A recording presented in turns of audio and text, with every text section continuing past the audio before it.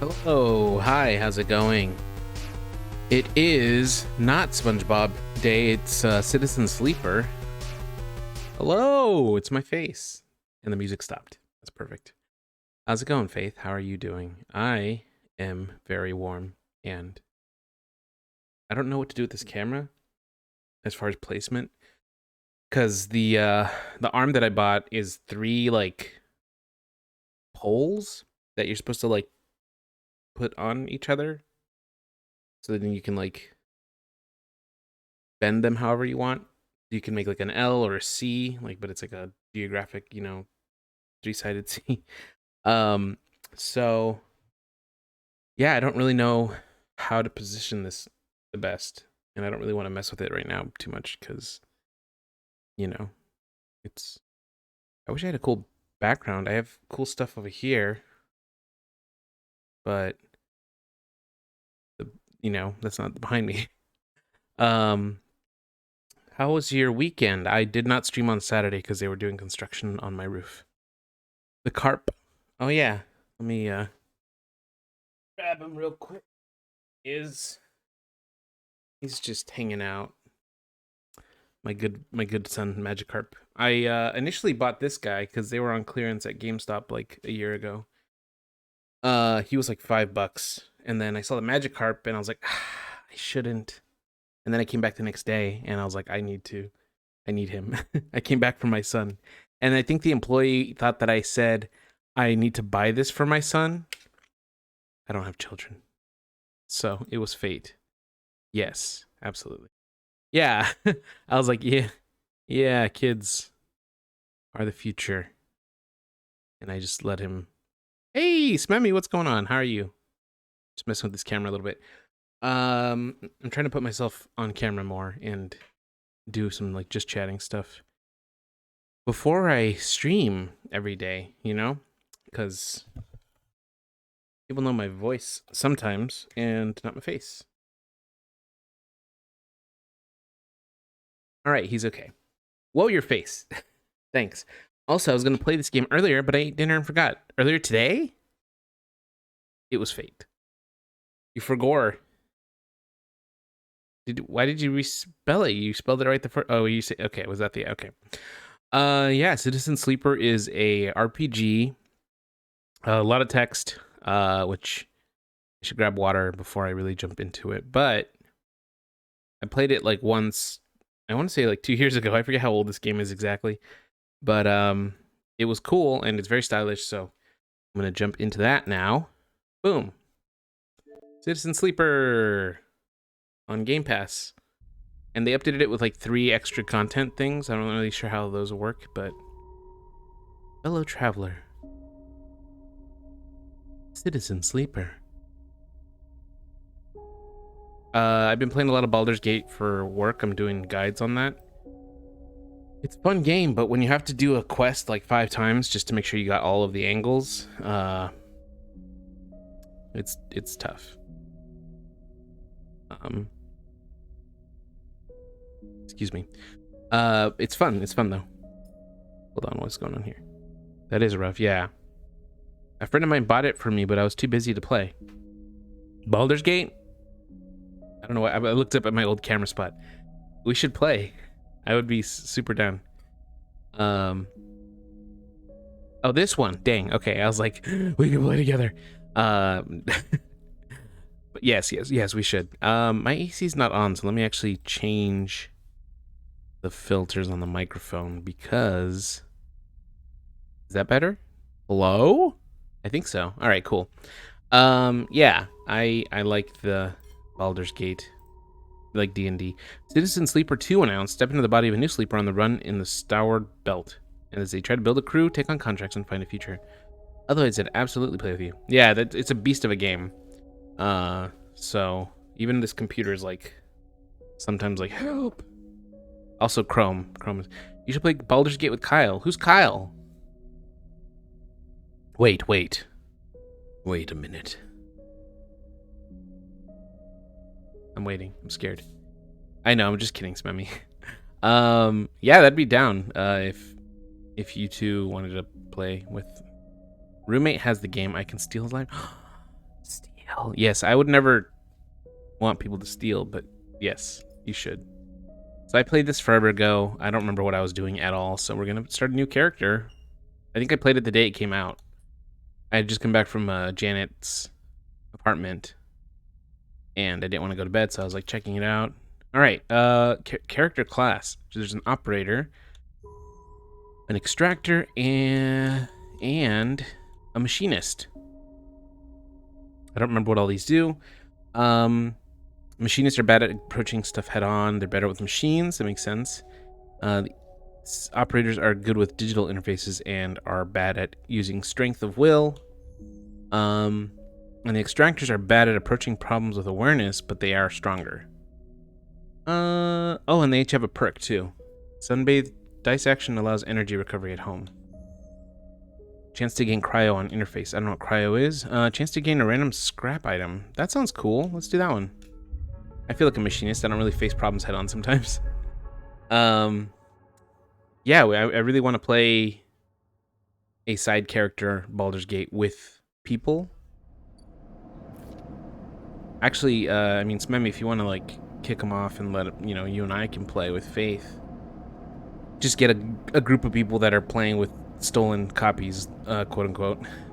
Okay. What is this? The first thing you become aware of on waking is the disconnect, the delay between thinking and feeling, between wanting to act and acting. Minor, almost imperceptible, but always present. Yeah, we could all play rogues. That'd be fun. It's at its worst when waking, when yourself has spent many dark hours recalling what felt like to be real, to be a person, to be in a body that was indisputably yours. I think we gotta think about the body, right? I don't want to forget. A leap into a cold lake on a hot day, the sting of blood welling from a fresh wound, the friction of a fingertip. All of a sudden, the memories are closer than you thought, blurring as you approach until you can't tell one from the other. Damn. The cold slips in, behind and around you, and the sensations fade out of reach. Perhaps you should be thankful for the dulled nature of this new body given your current circumstances. The walls of the container feel immediately present, cold, hard, at your back and face, cramping your limbs. Cramping my style? You resist the desire to stretch, knowing that the claustrophobia comes next, and retreat a little from your central nervous system. It isn't painful, not like you used to know pain at least. In emergency mode, pain is a message delivered with efficiency and ease. A reminder that harm is imminent. There is no insistent throb. No Spacey. I had your stream up in the other... Oh, hey, there I am. Hi, Spacey. Hello, everybody. Welcome. I'm Eddie. You might know me if... yeah, Citizen Sleeper. It's a Space Fusion. Hi, Riffy. Hi, Kristen. Hey, Mango. How did you beat the game? Hi, I can't hear you still, but we are here. Well... everyone tell her thank you for the raid for me. If you don't know me, I'm Eddie, Play It Forward Gaming. I keep looking at the chat instead of the camera. The camera is new, or at least, well, yeah, I don't usually have it on. I also don't usually have it here. I bought like an arm for it, so. But thank you for the raid. Did Spacey beat the Master Pupil, the game? It was very cool, very stylish. I liked it. Nice to see your face. Thank you. I appreciate that. Yeah, I'm trying to get used to being on camera more often. Just because I feel like it's probably a good skill set to develop, and it's been a while. So, but yeah, you know me. Thanks, thanks, Kristen. It's a Space Invasion. Hi, Evan. Welcome. I'm Eddie. Play It Forward Gaming. I'm a mod in Spacey's chat, so you've probably seen me in there. I'm playing Citizen Sleeper. It's an RPG. It looks like you're a robot on a space station, but you're not supposed to be a robot. Like, you're a human that had your emotions turned off, I think. I don't really know yet. It's been a while. Hey, Solo, how you doing? Welcome, welcome. Hype Invasion, indeed. I need to get more emotes. I only have 3, and I don't even talk to the person that made them, but I would like more. I have plenty of slots. I just need to either make them myself, which is probably not going to happen, or I can pay somebody to do that, which I should probably not be spending my money on that right now. So we'll get them eventually. It's cool. But yeah, we're playing Citizen Sleeper. It's a mostly text-based game, but there is some art that comes in later, which I'm excited to look at because the game is very pretty. In emergency mode, there's no insistent throb, no trembling nerves, just a warning delivered with the banal quality of a digital notification. Right now, there are thousands of them. Remember the plan or remember the others? Probably the others. If I have other people counting on me, I want to remember them. You remember there were 10 of you. 10 that could no longer stand the indentured work, the routines, the slow decay.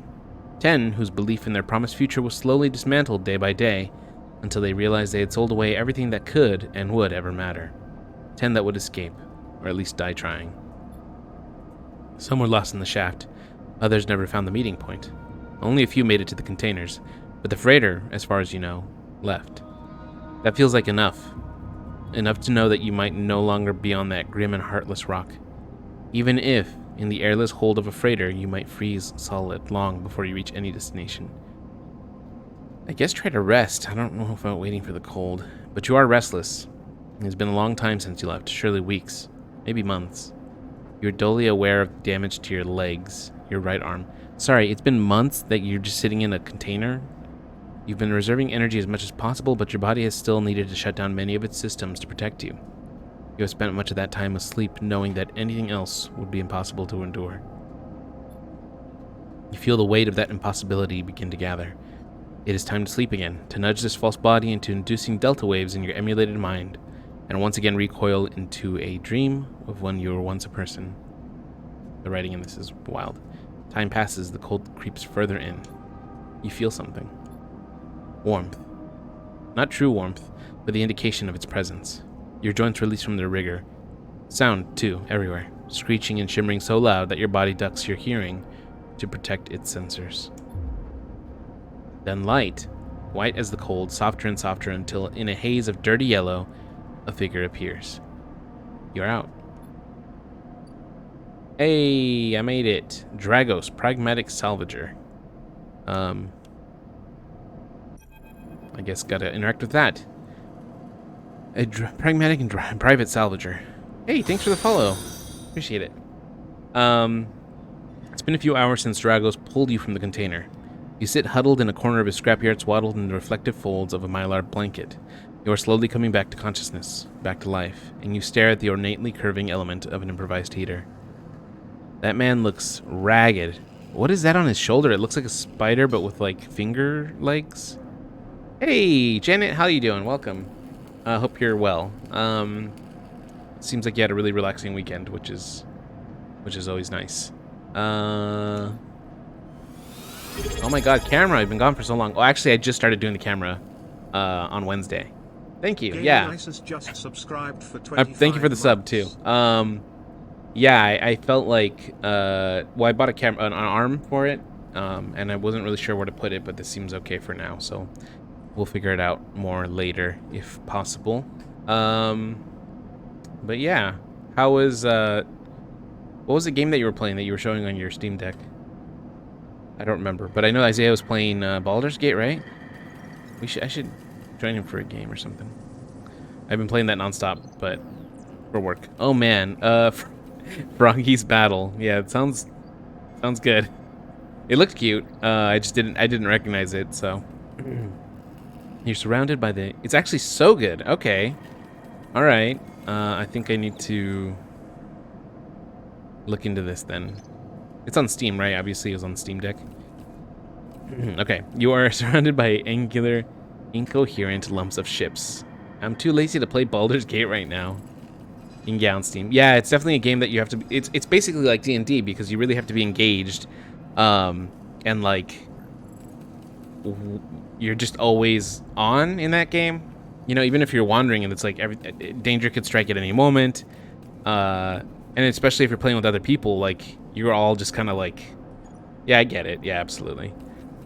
But I would love to play with y'all at some point because that game is wild, and also it feels weird because I'm doing the side quest guide for it for IGN, so I have to like find all of the possibilities for side quests, and there's a lot, and so I kind of feel like whatever I play, I'll like know everything by the time I play with other people, which kind of sucks. But I'm totally happy to like take a back seat and just kind of like be there for the ride, you know? Because, yeah, there's, you know, playing with other people, even if you pick a different origin. Actually, you know what? That's what I might do. I might pick a character that's pre-made, or just play a completely different class, and then I would be really pretty happy. All right, you are surrounded by angular, incoherent lumps of ships, some corroded beyond recognition, others still carrying glassy wounds along their edges, where a plasma arc sliced them apart. As you trace their shapes with fogged eyes, you hear a voice. By the way, that game, Ship Cutter, I think, was really fun. So, sleeper, y'all thawed yet? I'm gonna stay silent. I'm sleepy. Never seen one of you come in like this. New frames must have better perseverance than Sub-Zero Vac. Seen more than a few you frozen solid to hull plates or inside outer locks in my time. They weren't so lucky. Dragos comes into focus. Don't worry, Eddie, I know nothing of the game, so your complete knowledge of the game will be welcome. Yeah, but I also want you to, like, figure out, you know, you make your mistakes and I will just sit back and watch as you try to, like, charm an owlbear or something. His headset with its glinting eyes, the mark of a drone operator. On his shoulder, one of his symbiotically linked drones perches, its irising eye locking you with an unflinching stare. Hard Spaceship Breaker looks like an interesting game, salvage puzzle game. Yeah, like, early on, it introduces, like, oh, here's some electrical components that if you're too close to them when you, like, break them free, they'll hurt you. Or they'll reduce the value of the ship that you're breaking apart, or the materials. So, like, you have to, like, be very careful. Eventually you find, like, explosive stuff in there, or, I think, like, a nuclear core at one point. So you have to, like, learn, because you're floating in zero gravity, so you have to learn how to, like, maneuver in that space, and then also, be able to, you know, be careful when you're dismantling stuff. That's cool, though, because it's kind of like building Legos, but in reverse, because you're systematically breaking down something that's, like, complete. So, like, the ship is panels, and it's like hallways, you know, where people would be floating through, or computer screens, chairs, and there's, like, little parts that you can laser, and it'll just melt them, so that, like, the chair will just start floating up into the, you know, in zero gravity, and you do that for the whole ship. So when you manage to finally, like, break all the little seals that are holding the hull together and it just starts to float apart, it's a very satisfying. Almost zen if it wasn't, like, so dangerous in the game. But it's really cool. Last living sleeper that came through this yard was a while ago. They didn't last long.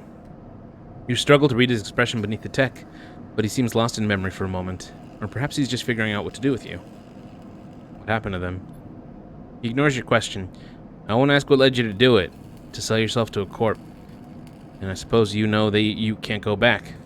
Your old body, that's theirs now, and you're just software. A rogue emulation illegally possessing corporate property. You nod along. You remember biometrically signing the forms, the cold floor on your feet as you padded to the sleeper cells. The promise of a life off-world. But as you do, you get the now familiar sensation that these aren't your memories. These are things you know, but not things you feel. You're no longer that person. You're an offshoot, a copy. I do the salvage loop when I play Star Citizen. It's my favorite gameplay loop. Not always exciting, but it's chill. That is a game I've heard a lot about, and I've seen very little gameplay. Elite Dangerous, I tried that a little bit. I was not very good at it. It was neat though, and I even looked into, like, buying a joystick and a Hori pad for it, so you can be more immersed. But I didn't. What you won't know is what's ahead. At least the last one didn't. There's no easy way to put it. That body of yours is falling apart. It's the same for any sleeper who makes it out. SNARP wants to protect their property, but if they can't keep hold of you, well, no one can. You remember that too, or at least rumors of it from other sleepers. Planned obsolescence, a built-in dependence on the regularly administered supplements that were part of your routine. Stop taking them and your body begins to shut down, separate from your emulated mind. How long has it been? How long do you have?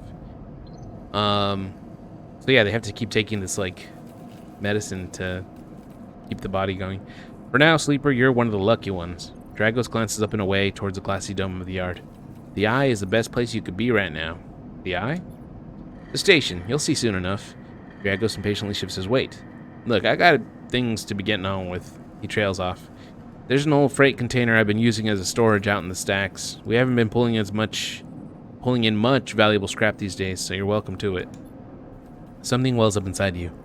Emotion, fatigue. You shakily get to your feet. Nod. Alright, you head on up there. You look like you need some rest. And with that, Dragos stalks back into the wrecks, his drones already converging on a rusting hulk. Plasma flashes silhouetting his spindly figure as he returns to work. Okay. Welcome to Erlin's Eye. Life on the Eye runs in cycles, during which you can talk to characters, explore areas of the station, and perform actions. At the end of each cycle, you need to head to your current home to rest. Resting will move time forward on the station. Head to the empty container location to rest and end the cycle now. Okay. So you can look around with the stick, but then the D-pad is how you would, well, if there was more than one thing to choose, yeah. Cryptocurrency. Oh, cryo is money? Cryptocurrency starting now. Okay. Hey, Eddie, just dropping a little alert. Hey, thanks, I appreciate it.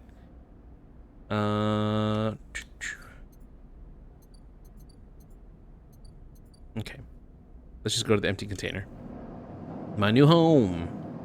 End cycle. All cycles need to end, rest, and prepare for the next one. Let's just end of day.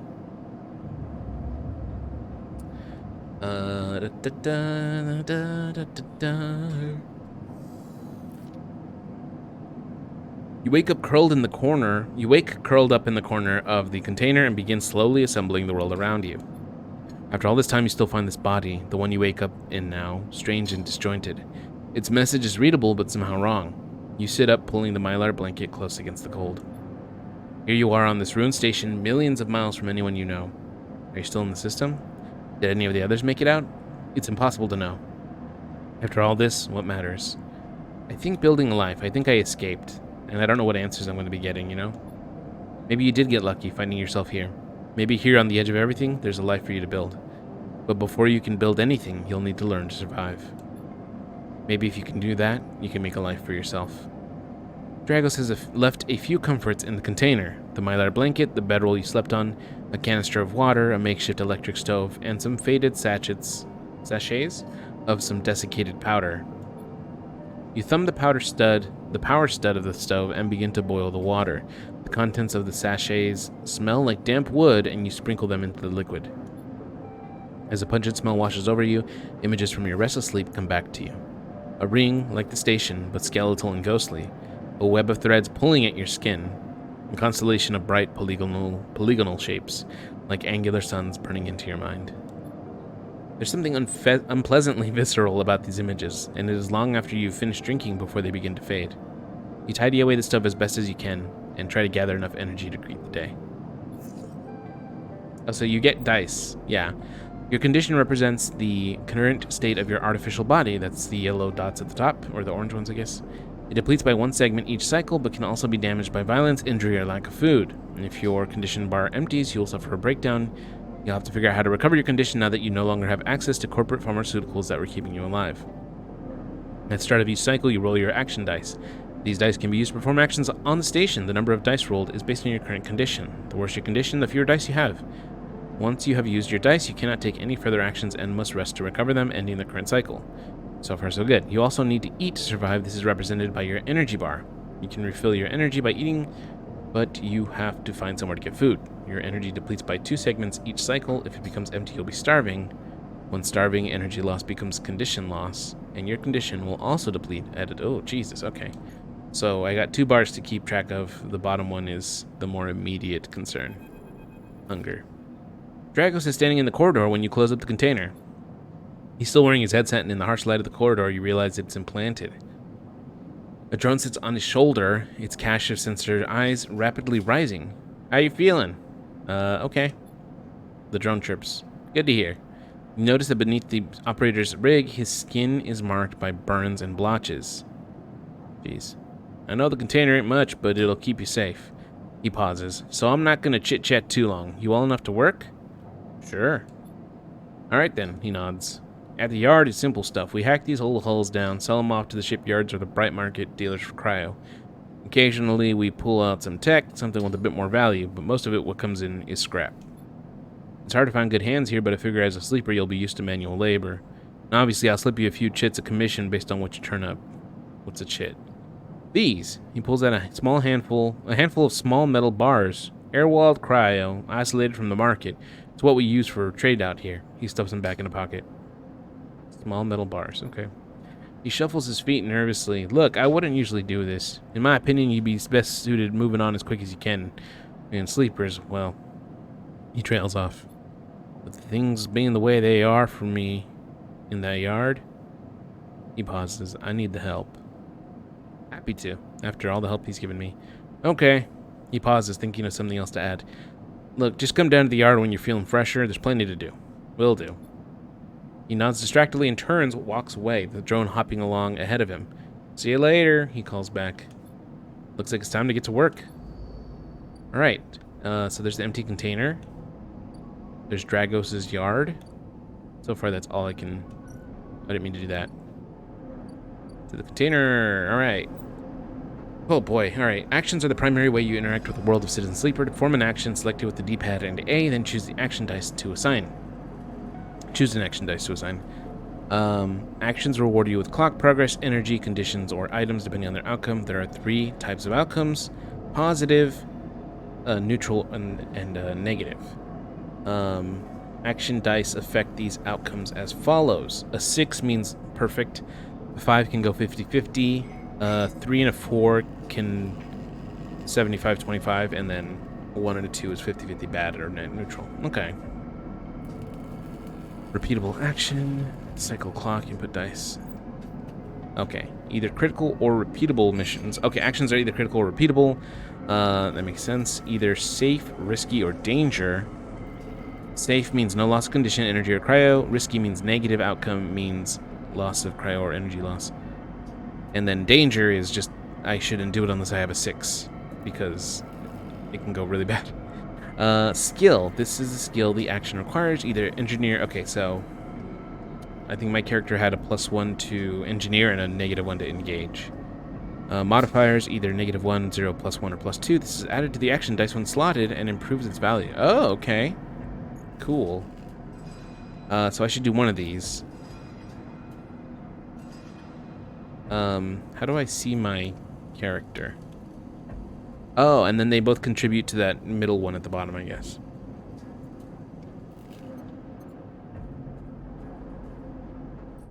How do I guess I should try this one. It's risky, but I get a +1. And I have a 5 right there I can use, so... Boom, it's a 6. Easy. Okay, actions often progress clocks. Clocks are displayed below the actions that fill them, and they track your actions and how you affect the world. Filling a clock means something good or bad is about to happen. Some clocks, such as the one dragging Dragos' debt, are cycle clocks. These clocks tick themselves once each cycle and can complete without player input. Any cycle clocks... Okay, so the cycle... It's going to progress whether or not I'm doing stuff, but I should be doing things that will help. I gotta head to bed shortly. Enjoy the rest of your stream. Hey, thank you so much for being here. I appreciate you coming in with the raid. And have a good night. I hope you're okay. Hope you have a good night. Okay, so I did this one.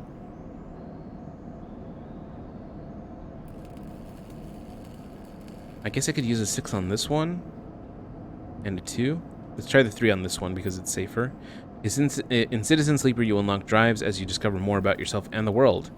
Drives guide you in... Oh, so objectives, basically, missions. Guide you in pursuing specific objectives. Depending on which path you wish to take, you can track drives. Okay. Access with LB. You're now free to explore Erlin's Eye and make a life for yourself here. Tracking a drive helps you survive. Looking for food... Look for food to keep your energy up and a way to recover your condition. Fill clocks to progress stories and find new opportunities. Remember to end cycle at home when you're out of dice. Cool, okay.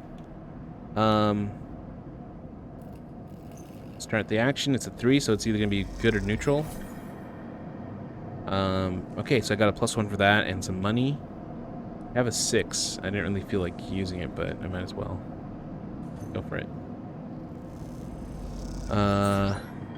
+2 for that and okay.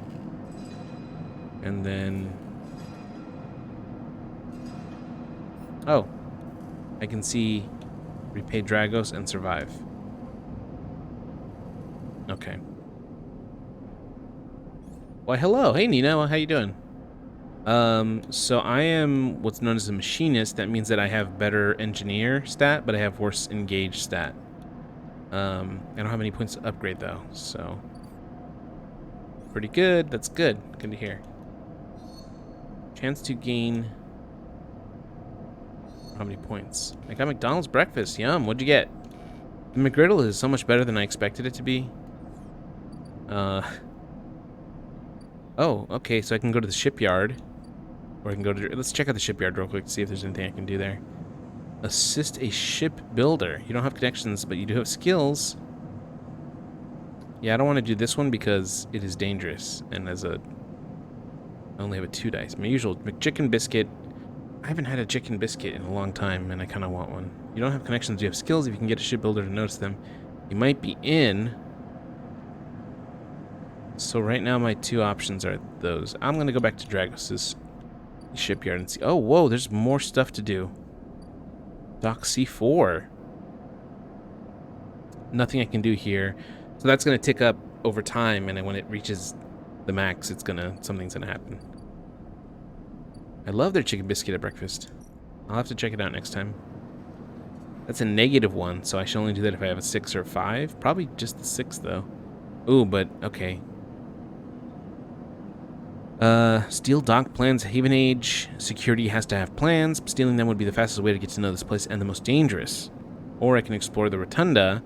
The Rotunda of the old dock is filled with passageways and concourses leading to all kinds of docking bays. And the hash browns. Oh my god. Just cut the hash brown in half, put it in the sandwich. Even better. I don't like the McMuffin. I prefer the biscuit. It's a lot better. But the McGriddle is also very good. Especially if it's fresh, it's like almost crispy. Haven Age watch list. Haven Age run the Rotunda and the security watches the docks. Better to avoid attracting their attention. So I'm assuming if I succeed, I get dock watcher. But if I fail, then I get put on the watch list. And if I mess up 3 times before I succeed 3 times, that puts me on like a shit list, basically. Is my assumption here. I find the McGriddle to be too sweet. That's fair, yeah. Dock B2, Rotunda Wet Dock. Salvage sortie. Nothing I can do yet, but it'll eventually head up. Ask for directions. The smells and sounds of a buzzing. The English muffin. Yeah, I really don't like it's almost like tough to bite through. It's kind of, I don't like it. Explore the market. I probably want to do explore the market. What's this? Low end gate. Passage into the low end. I don't have the money for the toll, and I wouldn't spend it if I did. Alright, let's try exploring the market with a 2. It's risky, but I lost some energy. You struggle to keep your sense of direction. You sit in an alley exhausted, nowhere to go. Okay. Well, that's my... Oh, I got scrap components. Hey, Dr. Mono, how are you doing? Playing Citizen Sleeper. Cool game. Alright. Let's go back home, because I'm all out of dice. End cycle.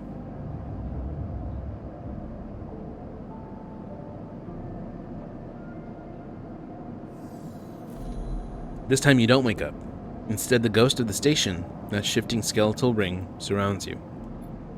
For a moment, you're gone. Absent from your own body, stretched out across a colorless void. Then the connections begin to establish themselves, threads tugging on the edge of your mind. These threads become vectors of exchange and then extensions, as you feel your thoughts slipping away down them, dissolving into the millions of distributed nodes they connect you to. They connect you. You see the station. Now you feel the station like a web of texture in a smooth black liquid. I want to observe it. I don't want to touch it. Even though you have no eyes, no sight, you feel this map, the map of the station. No, not the map of the station, but the map of its connections. It is a looped cloud with spokes and spires that jet out into space. It is an ingrown thing full of obsolete loops and severed pathways. It is a system, a map, and a territory, all at once. You notice a tugging feeling pulling at you insistently, as if it were a small child. Somehow, it is pulling in 2 directions at once. You look down. All of a sudden, everything shuts off. You come back trembling into this unfamiliar body, both yours and not yours all at once. You find yourself standing in the container, eyes now open to the dark steel walls. You feel a change within you, a shift. You close your eyes for a second and you feel it waiting there, the station splayed out across your mind, a storm of connective nodes waiting to be explored. And then it's gone. Oh, I only have 3 dice. Oh. Alright, well, let's get out of here. Dragos is dead. So I need to fill this debt before I have 8 turns and I have 7 more now, but okay. Let's look somewhere else. I need to look for food. Market seems like the place.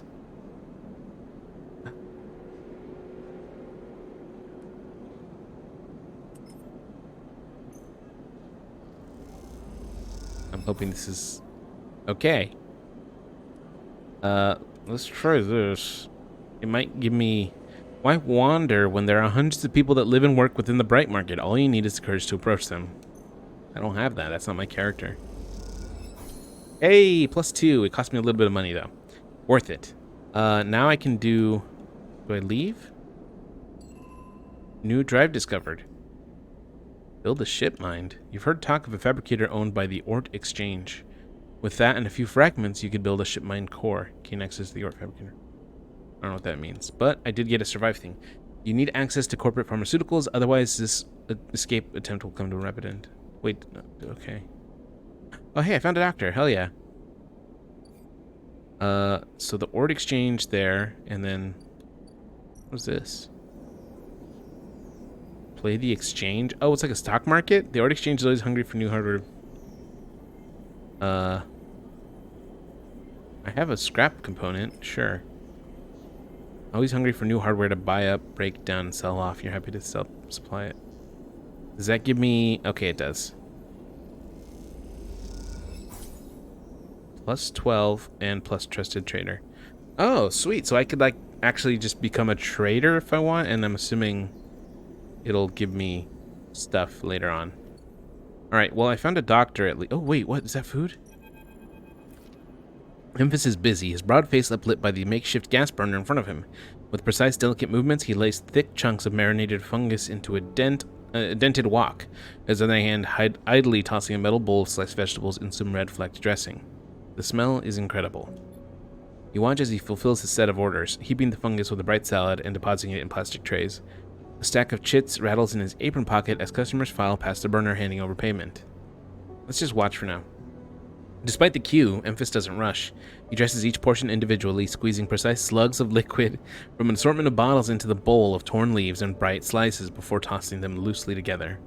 Occasionally, a waiting customer might mutter something about efficiency, but Memphis remains steady in his process. I think my favorite, like, cooking anything is just a big grill. I used to go to this teriyaki chicken place that would just have it all on the grill with stir-fry vegetables, and then they'd like pour, I don't know if it was teriyaki sauce or something, they just pour it all over and it would steam, and it was so good. Fuck you, Bladeboard. Thank you. By the way, Jen, I don't know if you're still here, but I would love to re-record that if you if you wanted to someday, just so it's louder and clearer, but that would be funny. But thank you, Brittany. Hi, how are you doing? Occasionally waiting. Okay. After a while, the queue fades back into the crowd, and Memphis sets down his metal bowl and looks up across the burner to see you, watching him. I can feel your eyes burning a hole in my bowl. Free sample? Please yell into the mic. Let's nod. We need a free sample. He gestures neatly. Come over. The smell is almost unbearably strong as he cooks. Let him cook. The earthiness of the fungus laced with something so spicy the smoke makes your eyes water. Hey, are we watching Futurama after the stream? We got 2 episodes. No, we have 1 episode to catch up on, and then... Wait, is there an episode today or on Wednesday? Because I want to watch. I actually had a dream that I was eating dinner with somebody, and they put it on, and I was like... Alright, I guess I'll watch the next episode. Full time is over, I fear, so I'm back inside at night. Does that mean yes? Because, I mean... Wait, did you watch it in the pool? I'm scared. Are you okay, anyway. Yeah, let me know. The heat from the burner is like a bonfire and your skin hardens in its glare. Whoa! It was a dream, okay? It wasn't better, it was just different. Okay. I know you sleepers, Emphas says while he cooks, his voice deep but clear. A hard life, a lot of stories. He glances up from beneath his cap with piercing eyes. I know. Tell him a story. You begin to tell him about your journey to the Eye, and he nods as he cooks, his eyes never leaving his work. You tell him of the confusion, the pain, but also the sense of possibility and its sudden arrival. You tell him of the cold and the dark of the container, and the endless cycle spent within it. Now it seems, you tell him, like some dream that you once had but can never forget. That's how my old job felt. I mean, obviously it wasn't as bad as selling my body and living in a robotic shell, but it's like I was there for 7 years, and it's so weird to be free.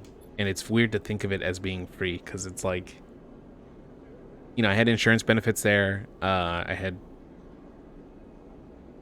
decent pay, not as much as I think I should have had, considering I was an assistant manager for that store. I mean, for the department. So, yeah. And so, like, jumping away from that was, like, very scary, but necessary, I think. So yeah.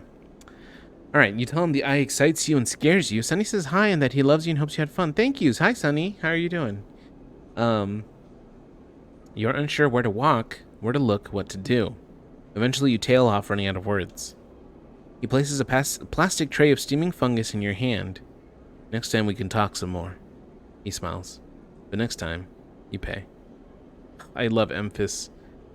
He knows that I'm just a sweet little robot baby. He slams a heavy hand against the button on the burner side, and it shuts off. The roar of the flame and its impressive heat fades. Next time, then, sleeper. He waves you away and begins to oil the walk. Before you turn back to the alley, you notice the geometric patterns of circular scars across his forearms, each surrounded with a constellation of glinting pin marks. A story, maybe. You walk away, and as you do, you take a bite of the rich, spicy, delicately sweet fungus. That sounds amazing. I mean, I don't really love mushrooms, but I would eat anything that Emphas gave me. Your taste sensors light up like a fusion reactor. You'll be back. Ooh, I got 3 things of food. New drive. Get to know Emphas. Cute. Emphas loves 2 things, stories and food. Maybe if you supply him with both, you can hear his story. Ah, that's cute. You've heard taco. Okay, I don't know what that is yet. You need access. Oh, that's the important one. Okay, well, the doctor's right here, it looks like, so. Next comes a call from the enforcer at the door. You shuffle down the flickering hallway towards the open apartment door. You keep your head down and your shoulders high in the queue, trying not to bring attention to yourself. You were thankful for the tip-off that a doctor was operating out of this place, but now that you're here, you aren't so sure. The gang enforcer on the door, the flickering light strips, the decaying hab block, they've all made a long queue, the long queue a test of your nerve. But your options are few, and without a supply of stabilizer, this body, your body, will. You suppress a shiver and shuffle forward to the front of the queue. You try to find something to distract yourself. Why is it? Oh, I see. Let's look at the enforcer. The enforcer is looking down the corridor and you dare to glance at him. His purpose is unmistakable. He's there to intimidate, to threaten, and if necessary, carry out those threats. His broad shoulders are framed with a metal exoskeleton. A couple of mirror-like implants sit below his eyes, like mercury teardrops. Subsidiary sense input or aesthetic markers, you aren't sure. You also aren't familiar with the geometric blade-like tattoo on his arm, but you make a note of it. You avert your eyes when he looks back at the queue.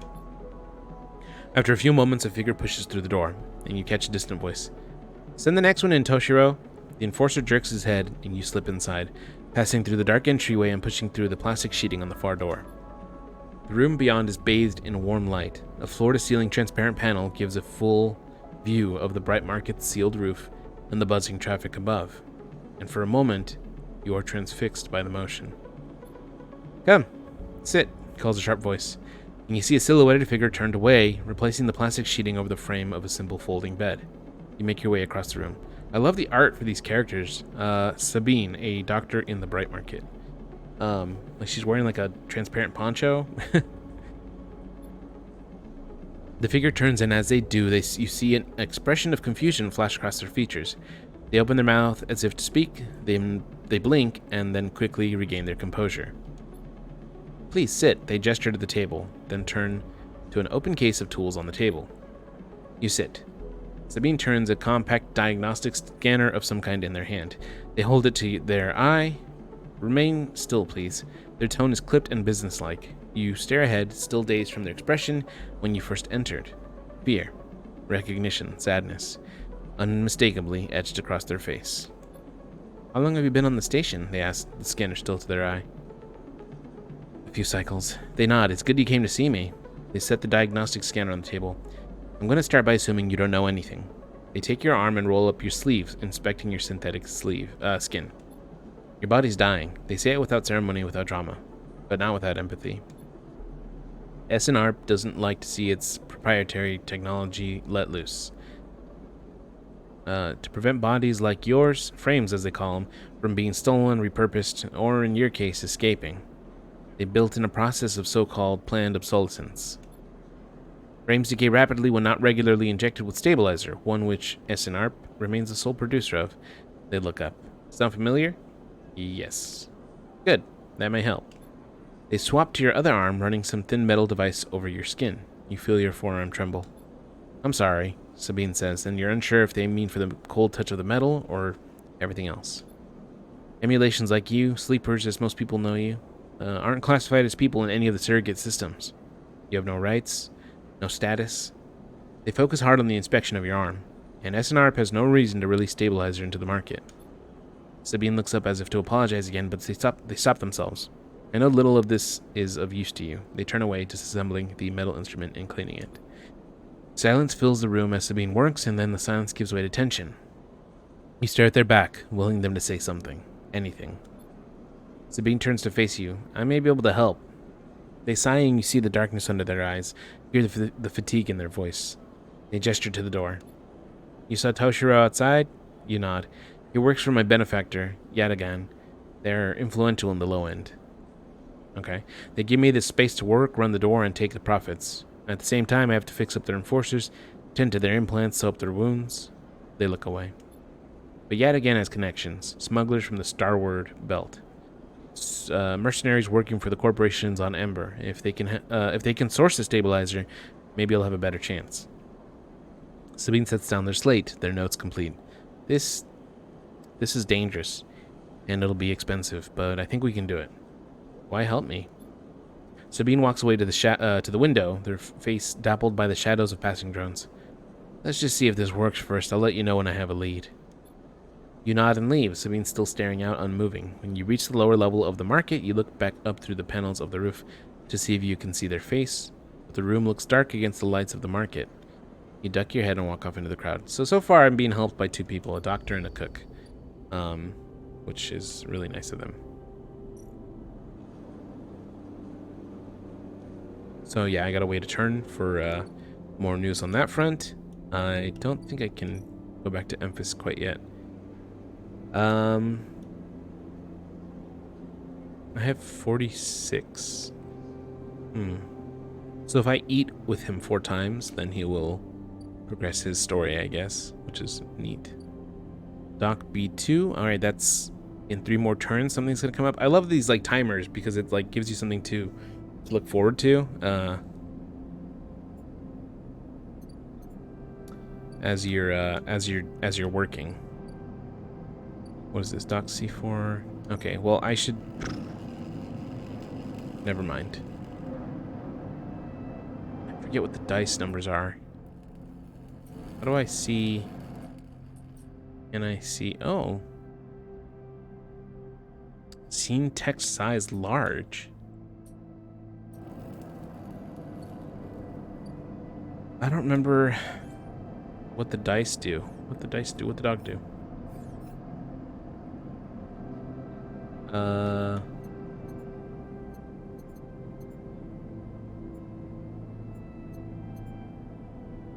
Trying to figure out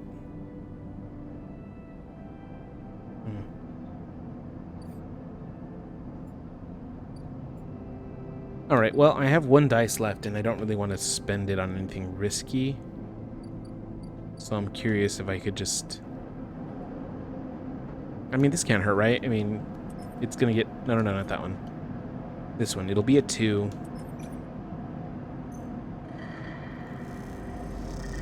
I got... Okay, all good. Money, and I progressed Dragos' debt. Although I wonder what happens if I don't pay his debt? If is he gonna get hurt, or is that like a game over? When is PAX West? PAX West is the end of the month. It starts... Actually, no. Well, September 1st. So I'm going up there on the 31st, and then I'll be there for a few days, and I'm really excited. Finally get to see Seattle. Time for sleep, because it is zero dice time. I'm out of dice. End cycle, get... Yeah, that sounds good. Let's take a little nappy nap.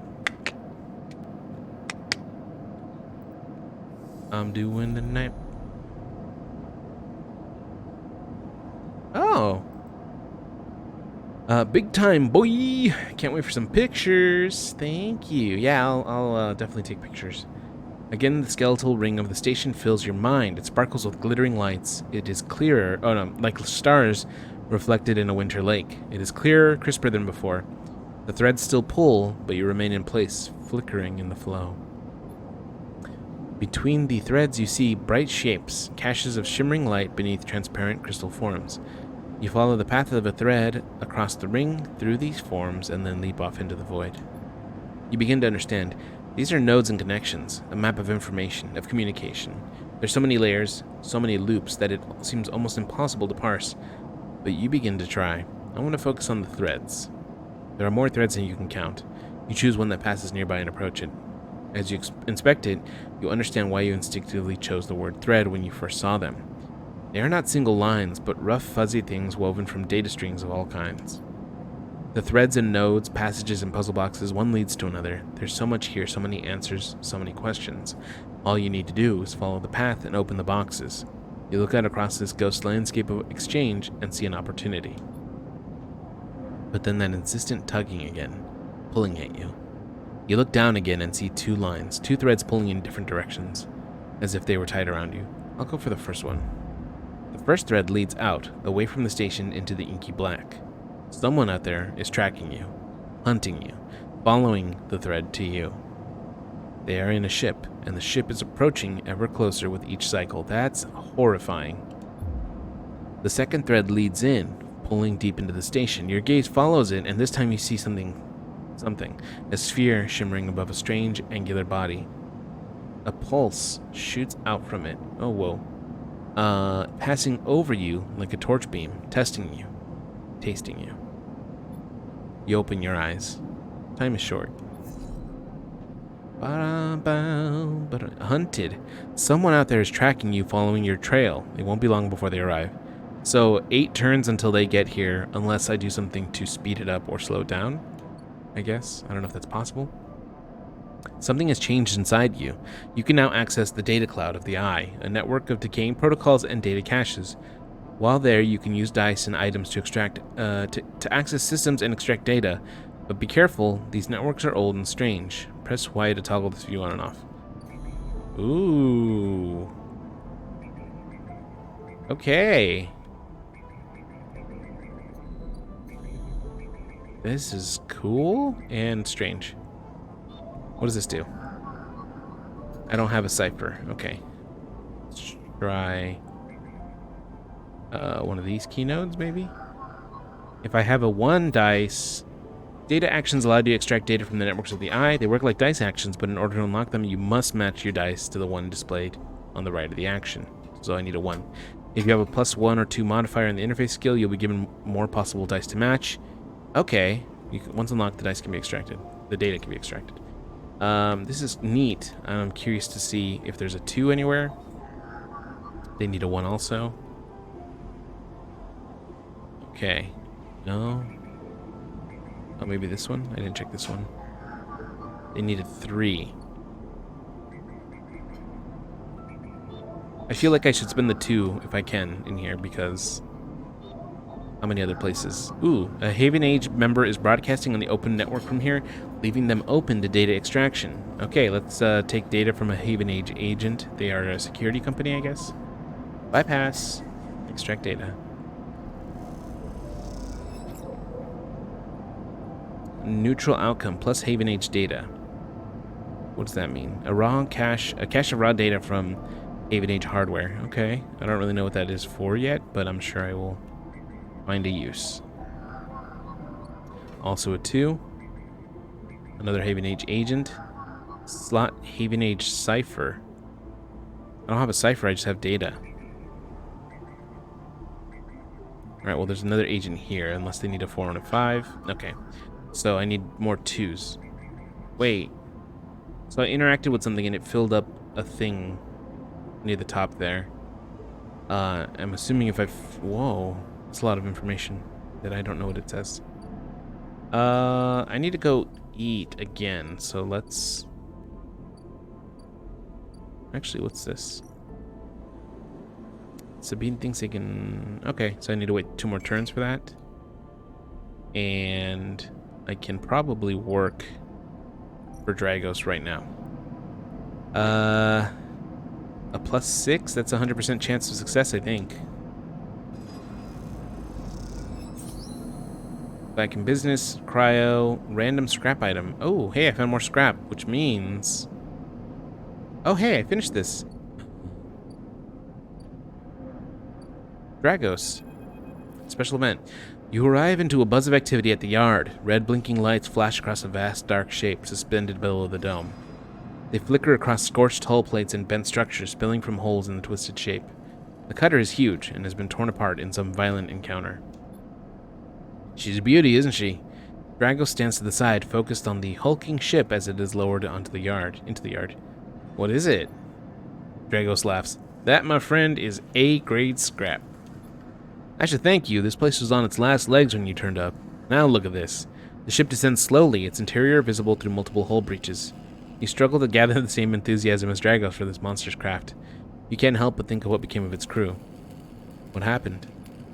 What do you mean? He glances at you. I managed to convince our salvager friends to give it to me on credit. That's what happened. No, what happened to the ship? Not my concern. He shrugs. The ship creaks like a calving iceberg as it reaches the base of the yard. Dragos is visibly excited. I know I said you shouldn't stick around, but I'm gonna need some help with this one. The drones start to crawl over the hulk, their lights illuminating flashes of dented hull.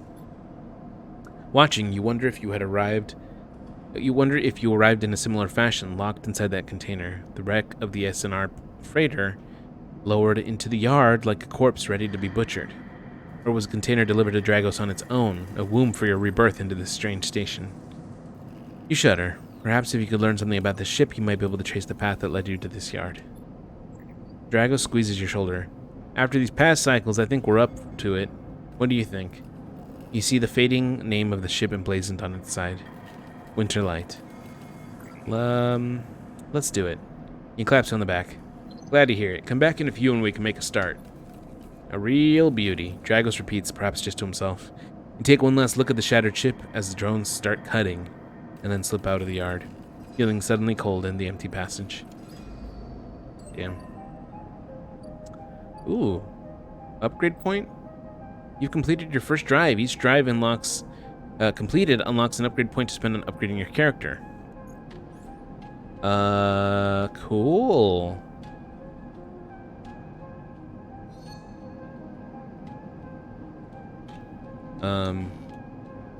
Okay, I see. So I don't get a +1 yet, but I can get rid of my -1, or I can start working towards dice auctions display potential positive, and I kind of want that one. That seems really good.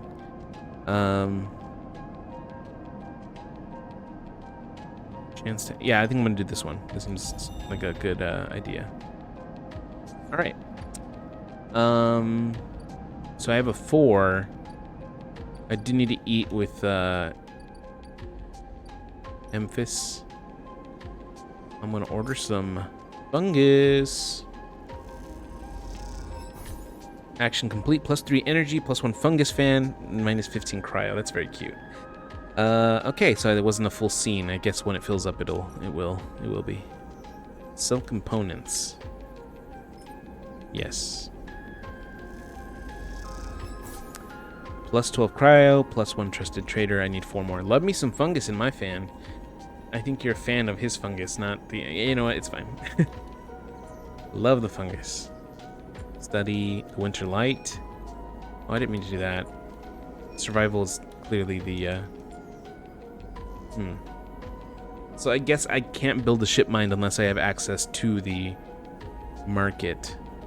And I need to keep on doing this stuff to get there. Okay. Sounds good. I have a 4 to spend somewhere. I don't think I can use it on Dragos' shipyard or anything yet. Okay. Let me see.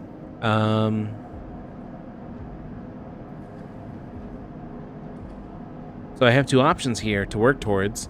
One of them is yard clearance. Oh. So this one gives me money. Although it makes me get rid of the winter light. So if I want to investigate the ship instead, I need to do this one. Which still clears it a little bit, but I get to potentially learn more about the ship. And then I have 12 turns to get here. I mean, I'll do it. You know, I don't have anything else to spend it on right now. Okay. Oh. And it didn't even, what is this? Ship mine fragment. Oh, hell yeah. Okay. I think that's one of the things I wanted to... A few fragments. Okay, cool. Well, I'm all out of energy, so let's go back home. Take me a nappy nap. This game is so cool. It has such like a board game feel to it.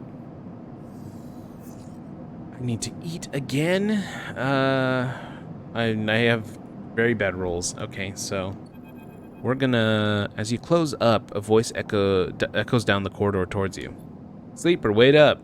It's probably Dragos. Oh, somebody I don't know.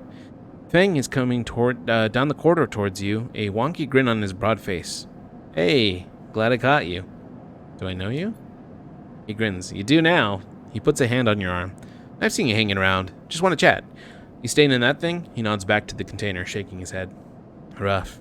It can be hard to get a start in the eye. He looks away down the passage. What was it old Erlin said? The eye opens for us all? Nice idea, but not always very practical. He glances back at you. We do our best, but it isn't easy. We? You pass together into the main walkway.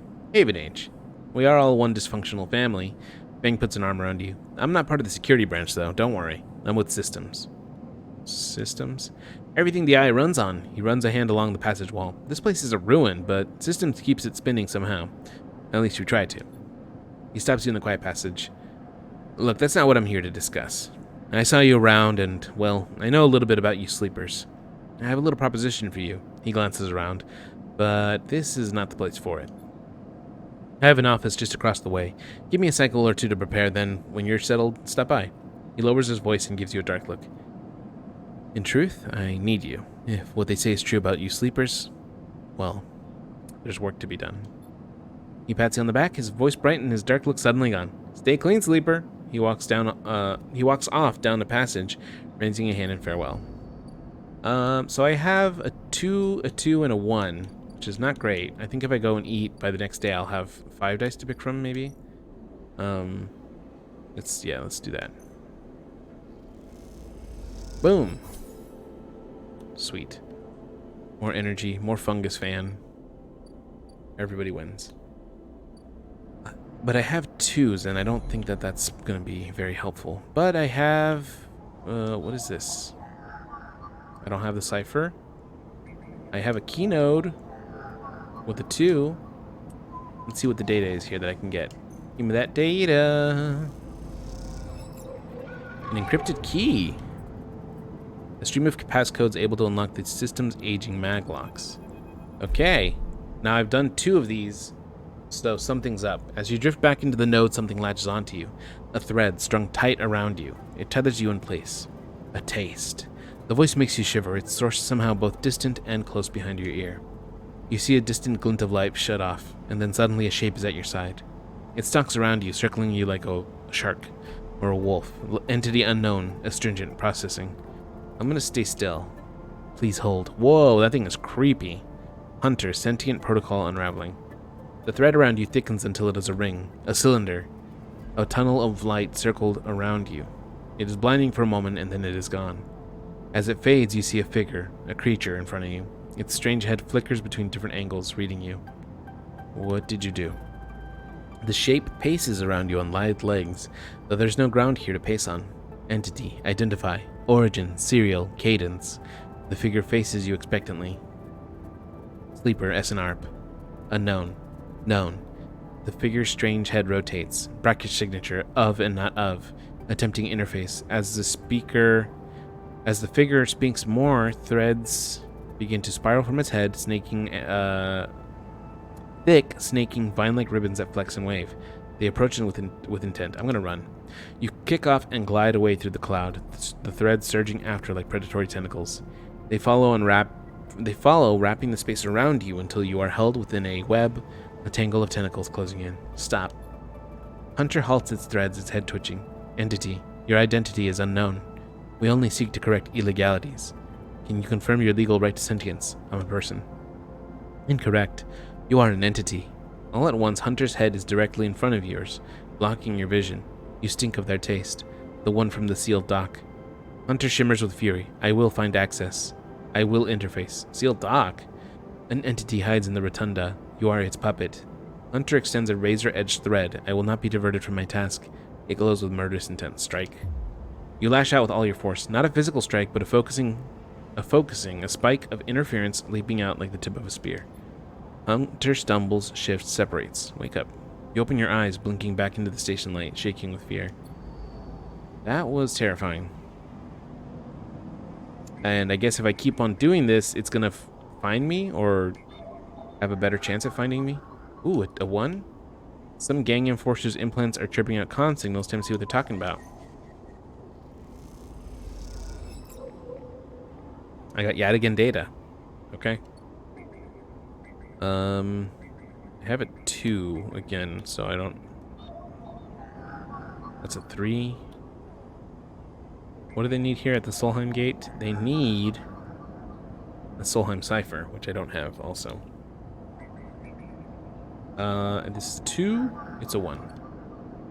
Is this a 2? It's a 2! Alright, let's see. Give me that data! More data, okay. Well, that's my turn. Let's get out of here. And take a sleep. So when I wake up, Doc B2 will have a thing, and the doctor will have a thing for me as well. And I think that's it. Yeah. What does the shipyard do again? The only way to get to know the shipyard is work there. No tourists here.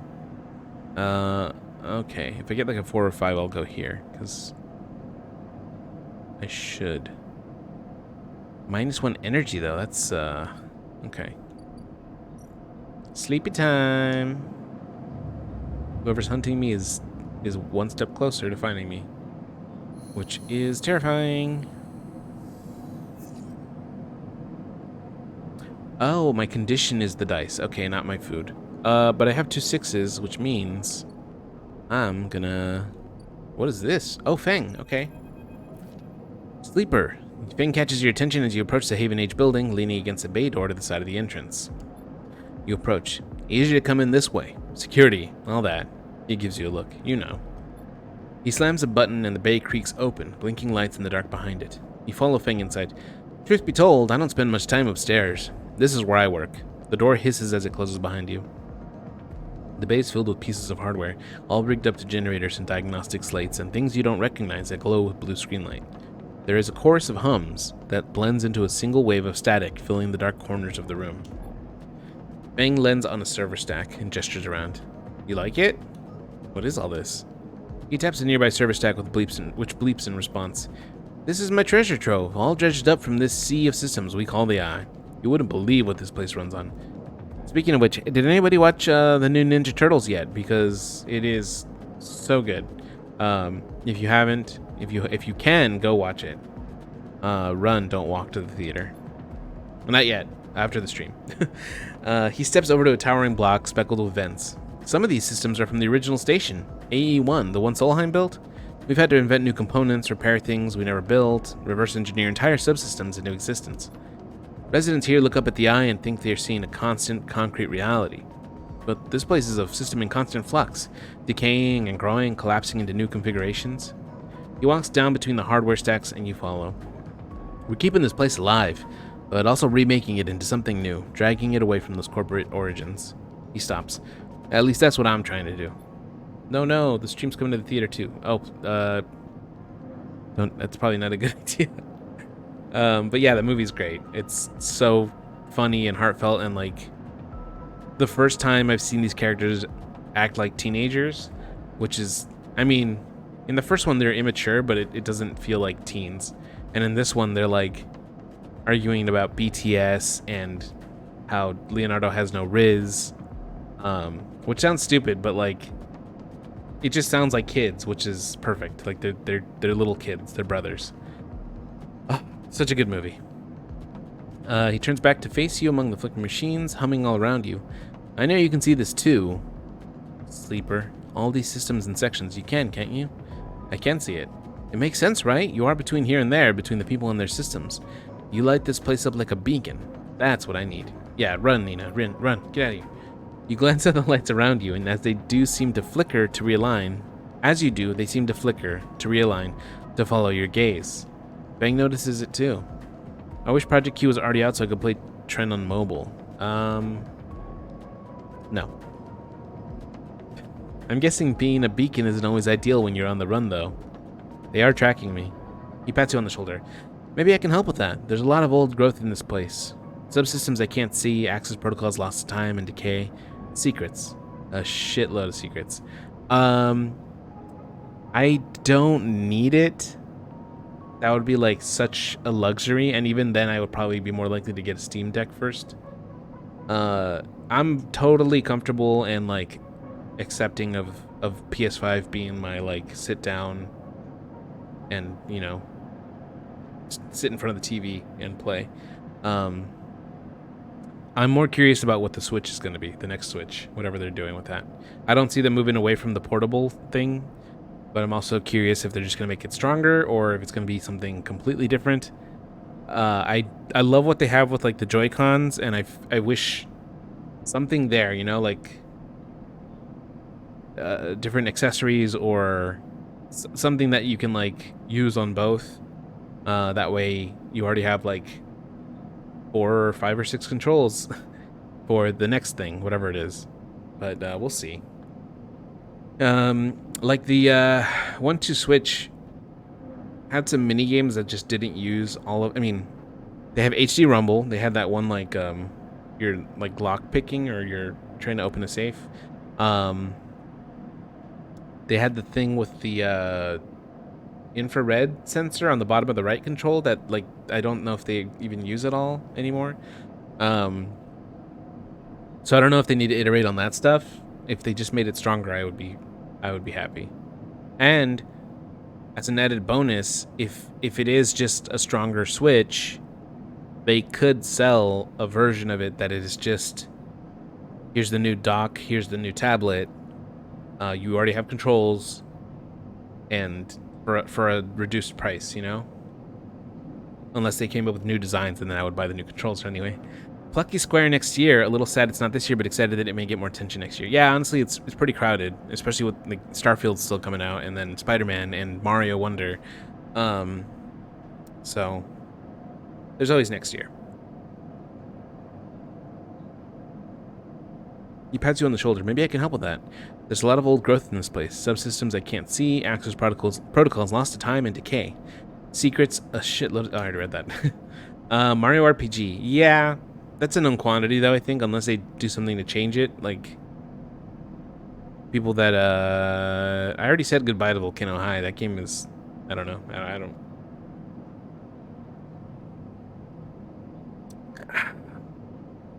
Diet Dr. Pepper tastes just like the original. Yeah, I'm not excited for Mario RPG, but it's cool. Like that's the thing, you know.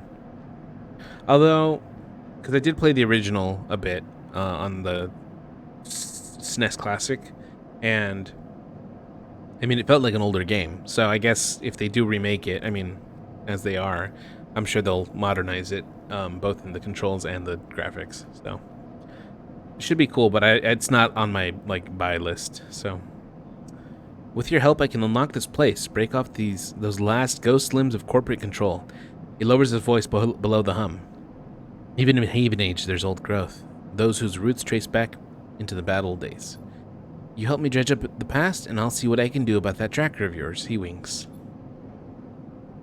What do you say? I'm in.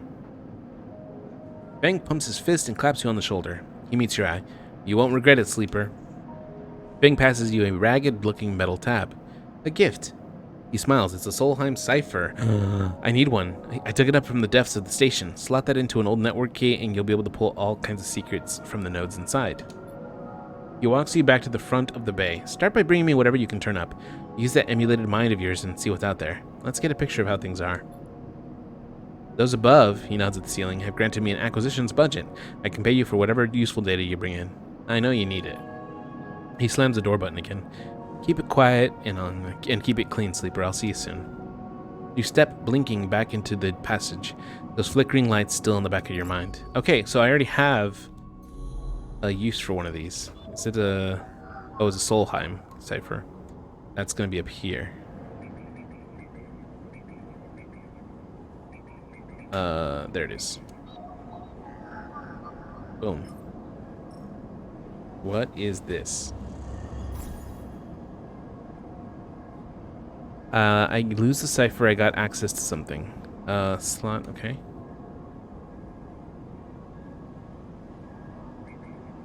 Ooh, okay.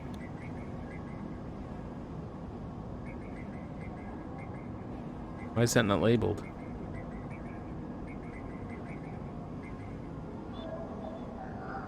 Haven Age agent, okay.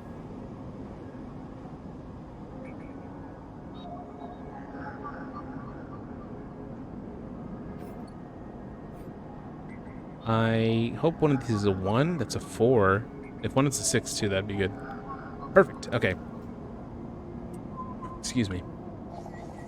This node is leaking corrupted contractor lists from the early days of the Systems Palladium rush.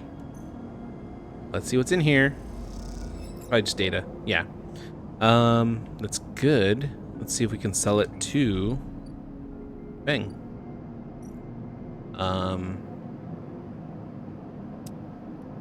He wants Solheim data.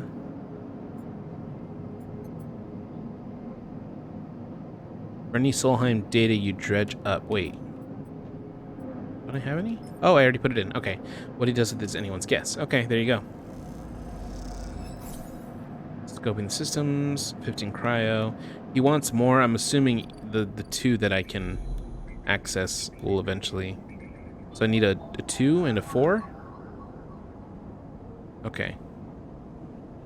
I don't want to get that hunter on my case so soon. So let's go talk to the doctor because it looks like she's got some stabilizer for me. The first thing you see on entering the glint of Toshiro's is the glint of Toshiro's implants, like a cat's eyes in the dark of the corridor. He nods you in as you arrive at Sabine's door. The entryway is still dark, and you push through the sheeting into the surgery. I have it. Sabine stands with a case open in front of them, a set of vials lined up inside, separated by foam inserts. They pick one up, rotating it in the warm light. I have no idea how, yet again, they trail off. We should treat this with caution. It looks authentic, but I have no idea if it really is what it appears to be. I don't care. I appreciate your enthusiasm, but we need to be careful. Unfortunately, I'm not sure we have another choice. They gesture for you to sit on the bed. The stabilizer works under a similar principle to an immunosuppressant in a transplant operation, in that it stops your body from rejecting the unfamiliar part of itself. In the case of your frame, the unfamiliar part is each of your biosynthetic organ groups, which over time are identified by your body as foreign material and therefore must be eliminated. New episodes of High School Musical the series on Wednesday. Cool. Um, the more I think about that show, that last season night is kind of dumb. um, it felt like a mini season. Like it didn't feel. I mean, maybe because of COVID, which that's fair. But like, weren't the last two seasons also during the pandemic? But like Nini was hardly in it at all. They didn't. Did they even acknowledge the results of the? Yeah, I know it's the last season. Like the Beauty and the Beast stuff. I don't know if they did anything with that. I know that she threw the results in like the oven or something, and then the documentary that they were in that Corbin ended up making. Is that his name or the actor? I don't know. Um, I thought that was cute that they brought him in. Zac Efron obviously would have been like the choice, but he's busy doing actual movies and stuff. It was really weird to me that they put Red in the documentary coming out. Yeah, I didn't remember if Corbin was his High School Musical character name or the actor's. Yeah, if he's playing himself. That was really strange. There were some weird decisions in that last season. Chad is the character's name. Okay, yeah, I never watched the movies, so. But I mean, the show's fun. It's very low stakes, and that's nice. It doesn't have to be like MCU world-ending threats and stuff. In the case of your frame, the unfamiliar part. Okay, yeah. Sabine holds up a vial of the would-be stabilizer. However, unlike an immunosuppressant, the stabilizer doesn't do this by limiting your entire immune system. Instead, it re-encodes your biosynthetic organs with new protein chains which act as passcodes within your immune system. The stabilizer refreshes those passcodes, keeping your frame from rejecting all of its own organs. Yeah, I never watched the High School Musical movies. Which means the stabilizer should be able to encode any organic or biosynthetic matter to be accepted by your immune system. Weren't they only on Disney Channel, the first two? And maybe I think the third one was the only one in theaters? They glance away. At least if the stabilizer is genuine, the only way to know for sure is to inject the vial. They begin readying the syringe. I will start with a small dose to limit the risk. I actually still don't want to watch those. The show's fine. I'm okay with the show. Third one was a theater release. Yeah, I mean, I'm kind of aware of like the plot.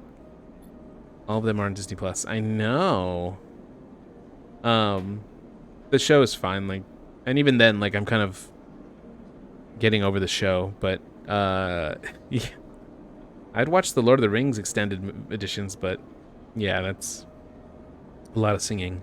I think you're right. Sabine cracks the glass neck of the stabilizer vial and uses a syringe to extract a fraction of the liquid. They tap the syringe and you watch as if any sign might emerge from the clear liquid.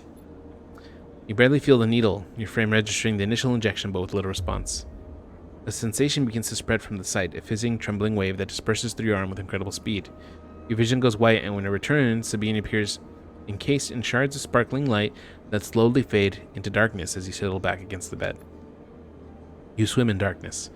Muffled noises like an argument heard from underwater. Prickling waves of cold. When you sit back up, Sabine is sitting in a chair by the window, facing away from you, backlit by the glow of their slate. I just realized they're non-binary. Awake? Yes. Stabilizer's genuine. They sit down beside the bed. I don't know how yet again acquired a case of this stuff, but they did. Sabine looks troubled, distracted. You should rest some more, but you are going to have to do that somewhere else. They gesture to the door. I have other patients. Sorry. Sabine nods toward the case. I'm afraid I can't offer you any more doses. You're going to need to pay for the next one. Silence fills the room, and they return to their glowing slate. Looking around the room, it seems different somehow, as if things have moved or shifted. You wonder how long have you been out. Sabine? Nothing comes free, sleeper. Remember that. You manage to get to your feet and wander out into the hallway. The queue stretches down the flickering corridor. Toshiro stands impatiently by the door and fixes you with a glare as you leave. You lower your eyes as you stumble past, somehow faintly aware of the station spinning beneath you. Cool. All right. So, oh my god, I'm like full up on stability. 100 for okay. All right. Well, I don't want to. I should. Yeah, I should.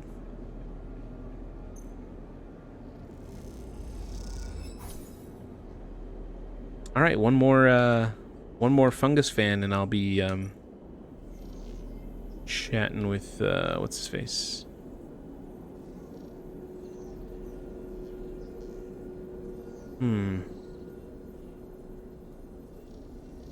That seems like... Actually, you know what? There's a new thing here for me to look at. It is the scrap freighter. I can get some cryo. I can buy some scrap. The big stuff goes to the shipyard, the valuable stuff. They'll let you buy a few crates. Okay, so I can only buy a little bit of scrap if I really wanted to. The freighter will stay docked for as many cycles as it takes to offload its scrap, a haul of scrap. So I only have 3 turns to, like, really take advantage of this. It's dangerous, so I might as well, while I have the 6, I can, do it. Energy? Okay. I got some money. That's not bad. What's in the rotunda? I forget. Oh, I should do one of these, huh? I have a 6. Might as well, right? Dock Watcher plus 3. Oh, uh-oh. You're gone, plans in hand, but you've been made. Uh-oh. Hopefully that doesn't end too bad. Ankita, stranded mercenary. Hey, you. Want to earn a chit? Ankita stands behind a huge pile of tied together hull plates. I freaking love the art in this game. She stretches out on her back, her shoulders bulging beneath her flight suit. Make it too. Ankita laughs. This goddamn station. She sighs and pinches the bridge of her nose. Alright, come here then. You cross the docking concourse as she begins to split the plating in 2 bundles. What is it with this place? She asks as she angrily lashes the massive plates together. Everyone wants their cut. She straightens up to an imposing height, her armor plates creaking, and looks you up and down. Or is it that you all just think I'm an easy mark? We all need to survive. And Kita softens. I get it, I do.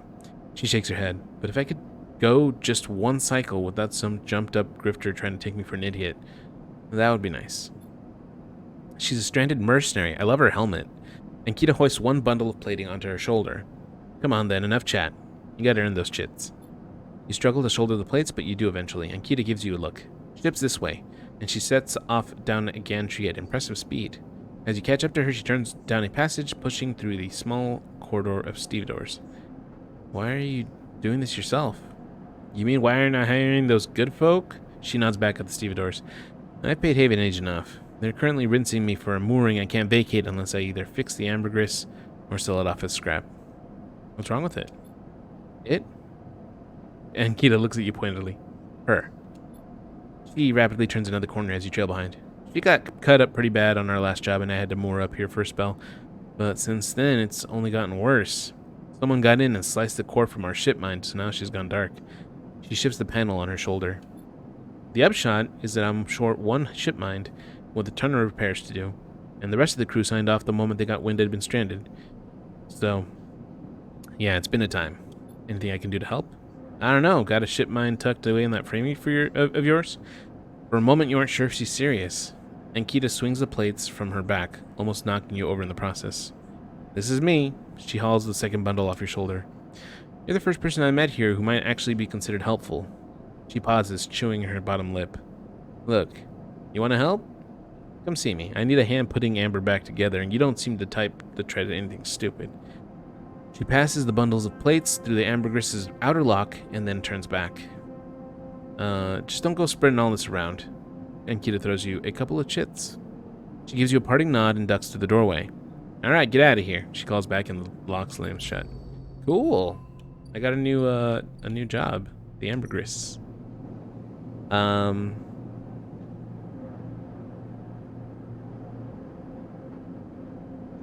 Ooh, that's cool. But I'd have to upgrade my skill. Otherwise, I can do it slowly. But it's risky. But I have +1 on that, so that's cool. I have to succeed 8 versus failing 6. That's cool. Okay.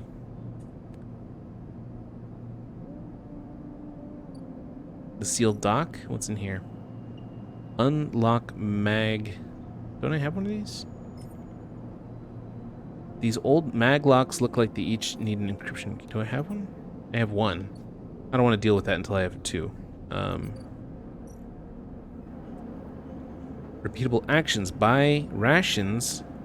Tala keeps some expired Solheim rations behind the bar for those weary spacers who ask why the Overlook doesn't serve food. I don't want to buy that food. I'm good on my fungus. Get a drink. You're unsure if your frame can metabolize alcohol, but this fungal drink fermented along the greenway seems like a good test. Okay, so if I drink here a few times, I will...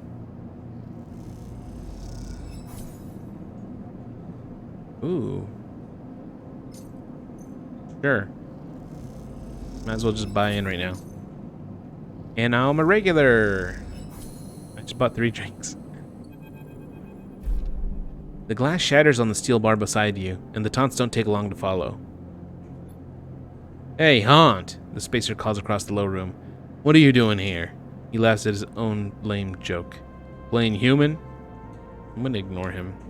You hunch a little further, staring at the hundreds of tiny impact points that scar the bar's surface. A hand falls on your shoulder, but as you flinch away, it pats reassuringly.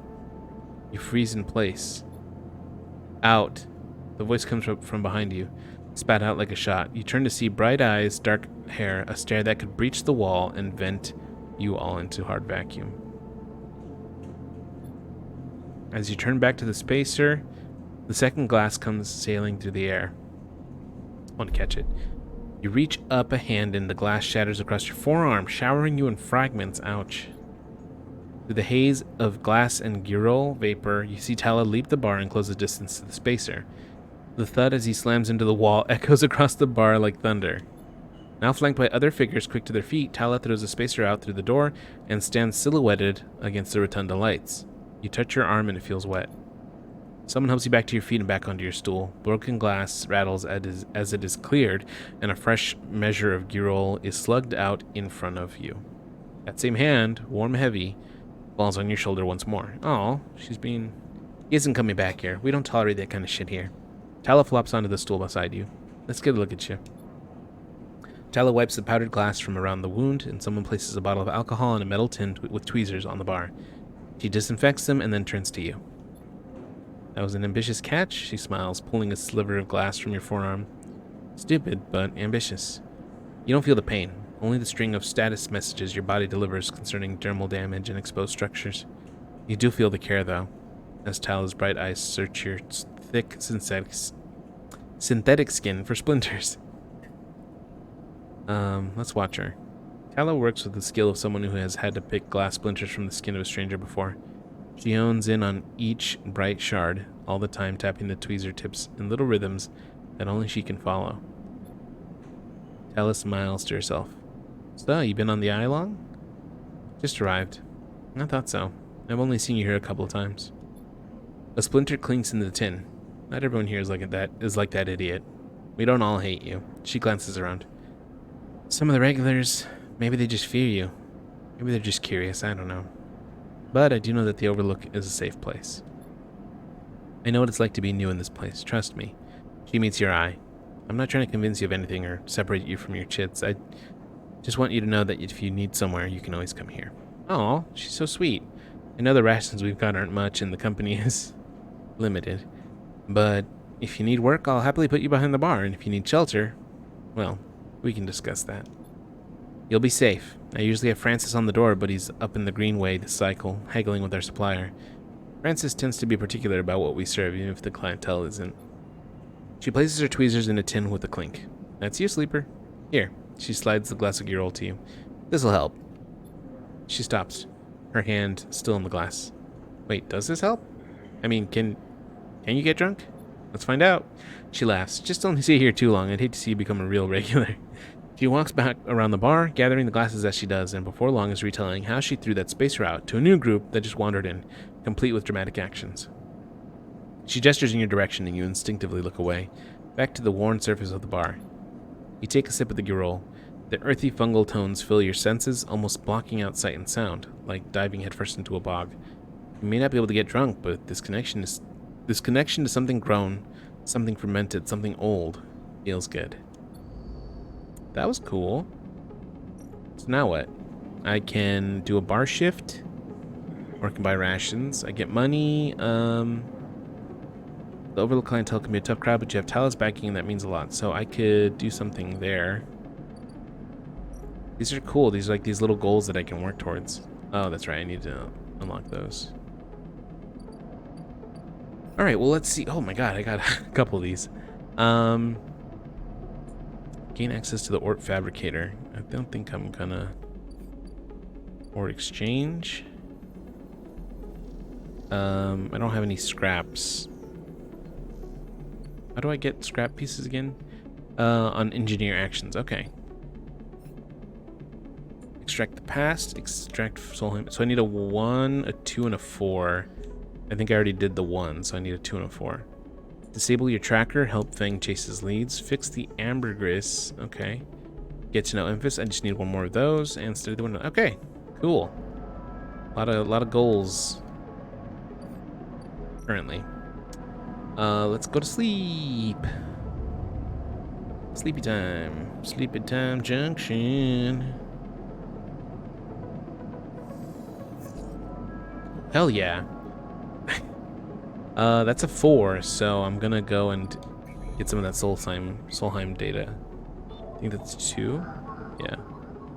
I need a 4. Alright, I have 3 4s, so it's perfect. Okay, I just need 1 more. Although I think I can sell one right now to Fang. Yes. Alright. Some money. Still nothing at Dock C4. Should probably help out with the Winterlight, huh?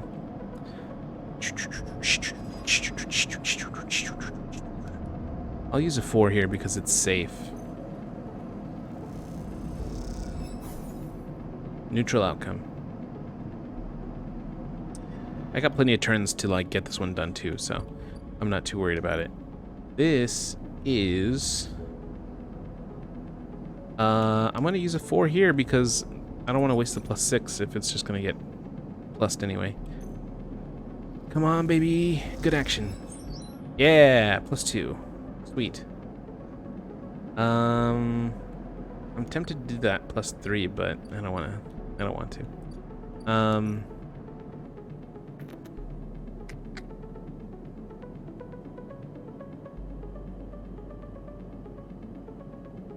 I should, well, I mean, yeah, I'm gonna buy a scrap, see what happens. It's a random scrap item. I'll do 1 more because I can sell them at the market, and I get progress towards this thing, so seems like it's worth it. Yeah, I get trusted trader progress, so I'm down a little bit of money, but it seems good. So Sabine's surgery, I don't need that quite yet. Although I can go see Emphis, get some fungus. All right. Let's see what he's got to say.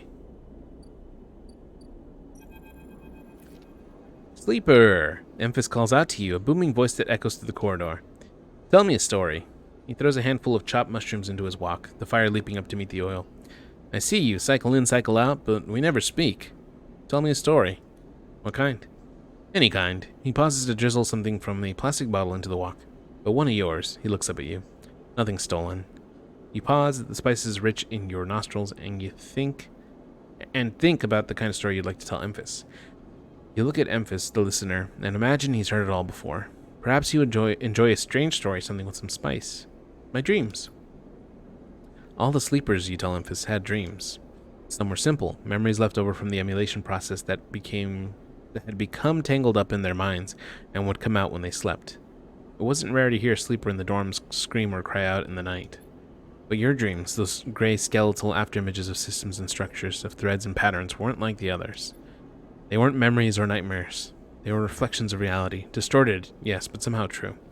You learned, back then, to keep quiet about them, to let them flow through your mind like water.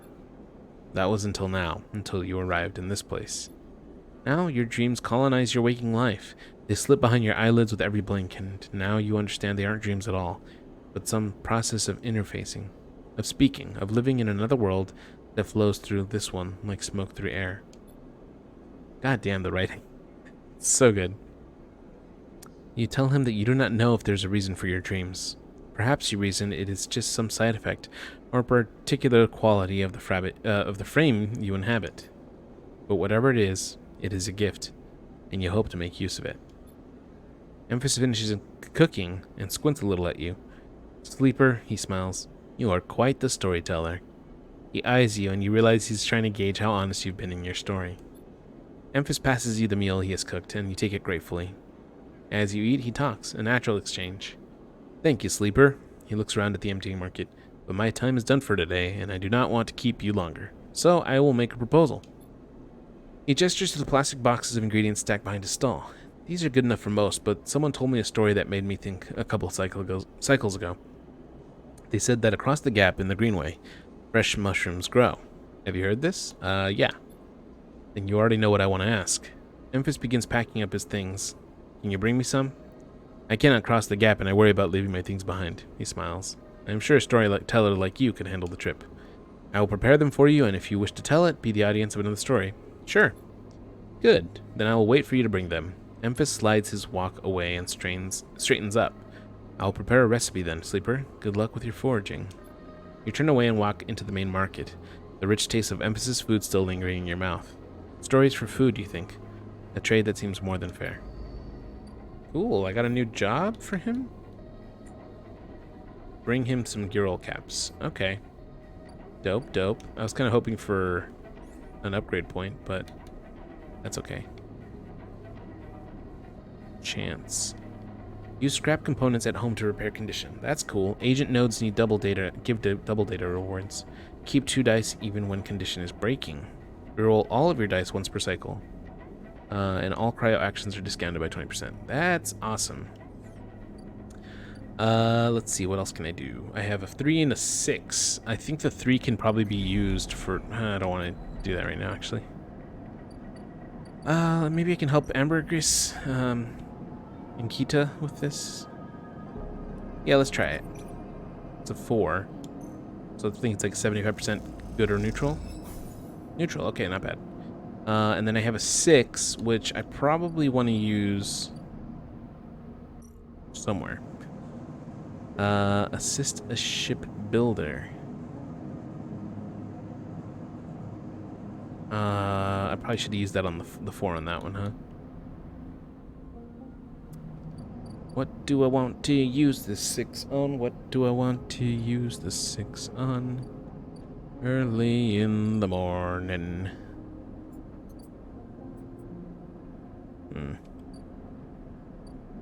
Scrap freight. I don't want to do that. I don't think there's even anything here that I could... I think this is a... Yeah, I don't want to pay the toll. That's food. That's surgery or whatever. What is this? Lay the exchange. Sure, maybe more money.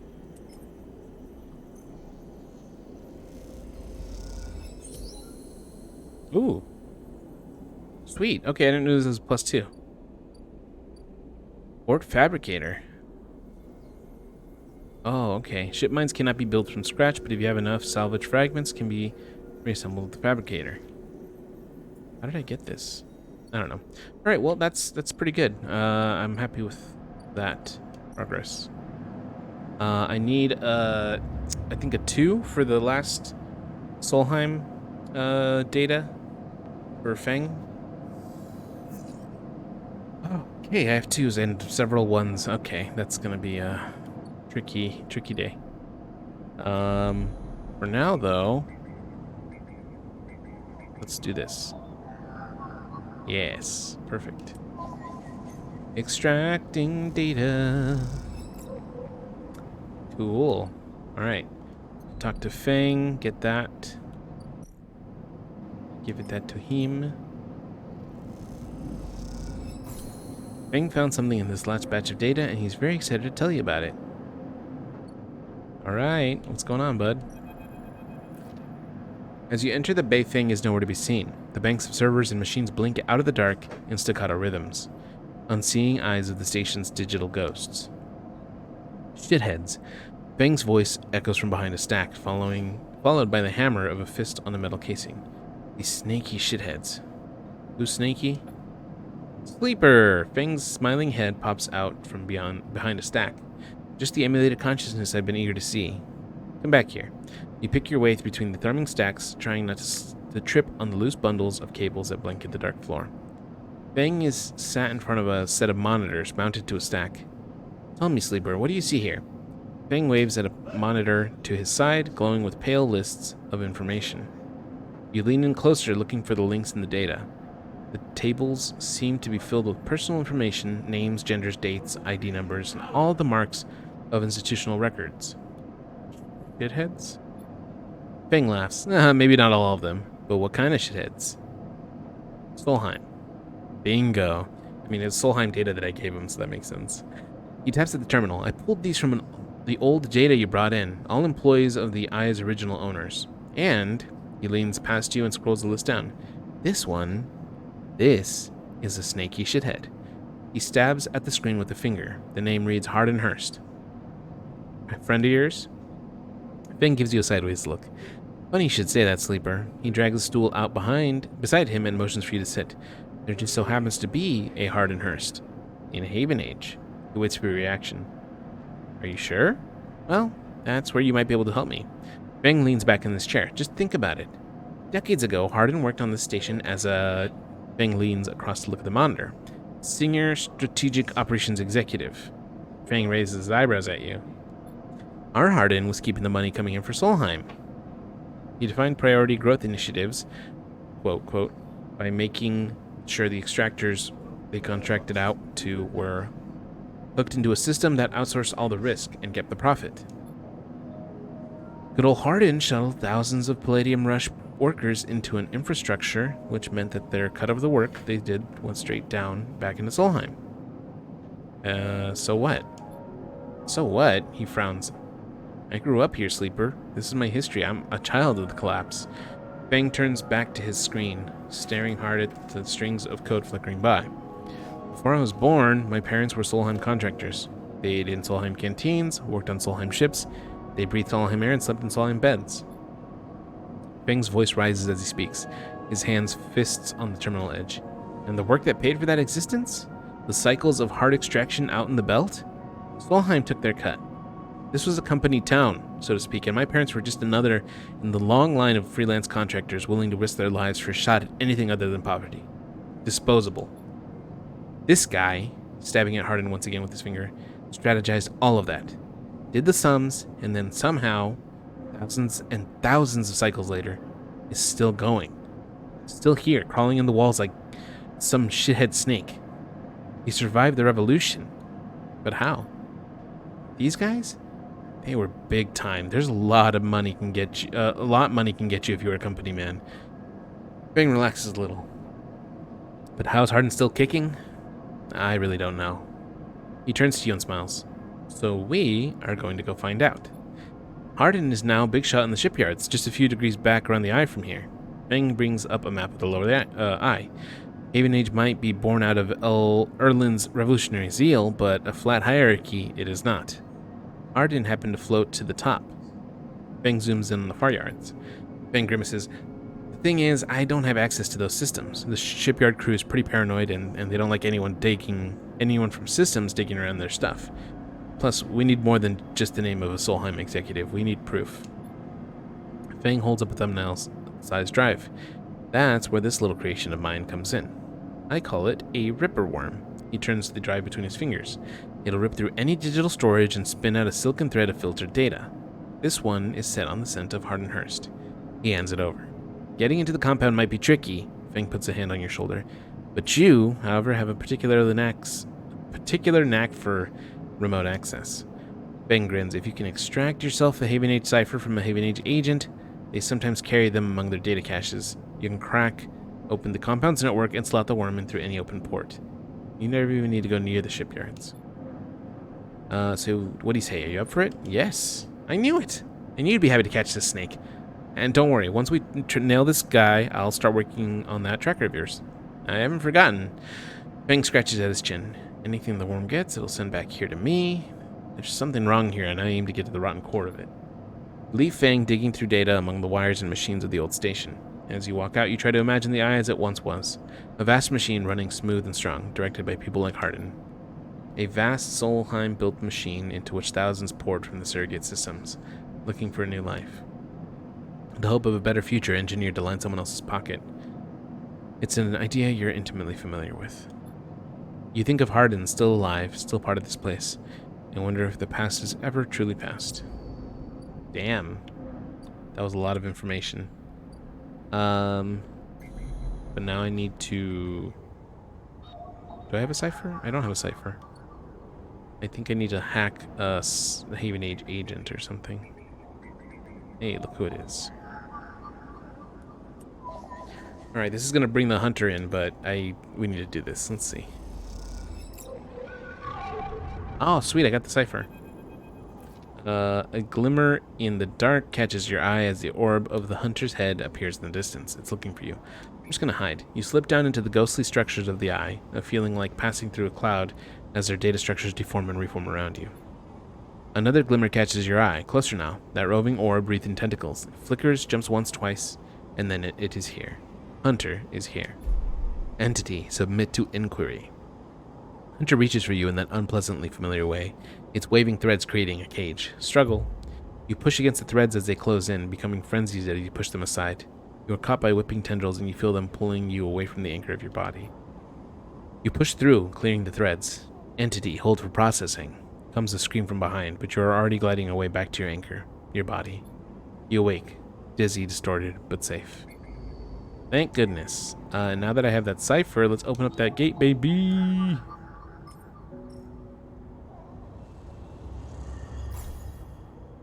Okay.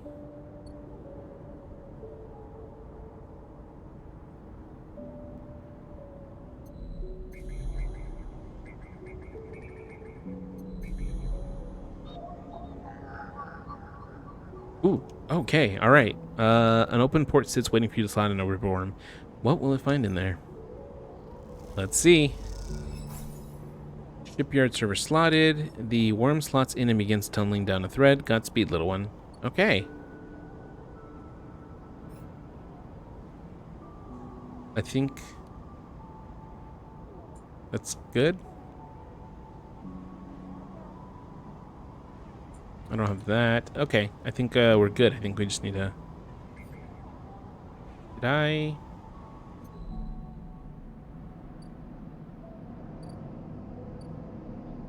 What's this? Oh, okay, so 3 turns from now it'll be done. Did not get any upgrade points, okay. I have a 1, a 1, and a 3. That's not great. Maybe Dragos' shipyard can... See, that's safe. Let's try that, I guess. Ooh, scrap item. Okay. Let's try a 1. Let's see what happens. Oh. Oh. That's not what I wanted. Okay. That might be like the... Oh, you know what? The bar. Maybe the bar can... That's risky. Never mind. A sealed dock. I don't have...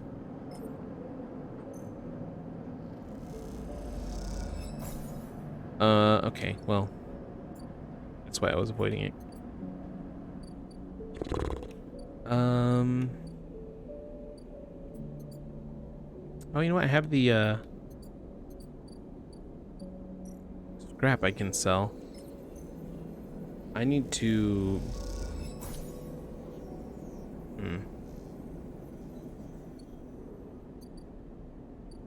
Pretty sure the only thing I can do here is buy more stabilizer, which I don't need to. That's... I need 3 of those. Oh, God. Okay. Yeah, I don't need food yet either.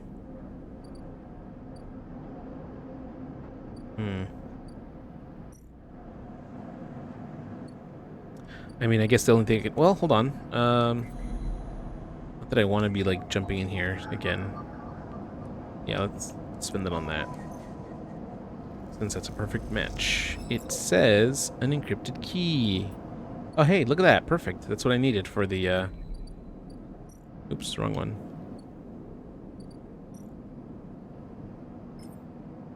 Alright.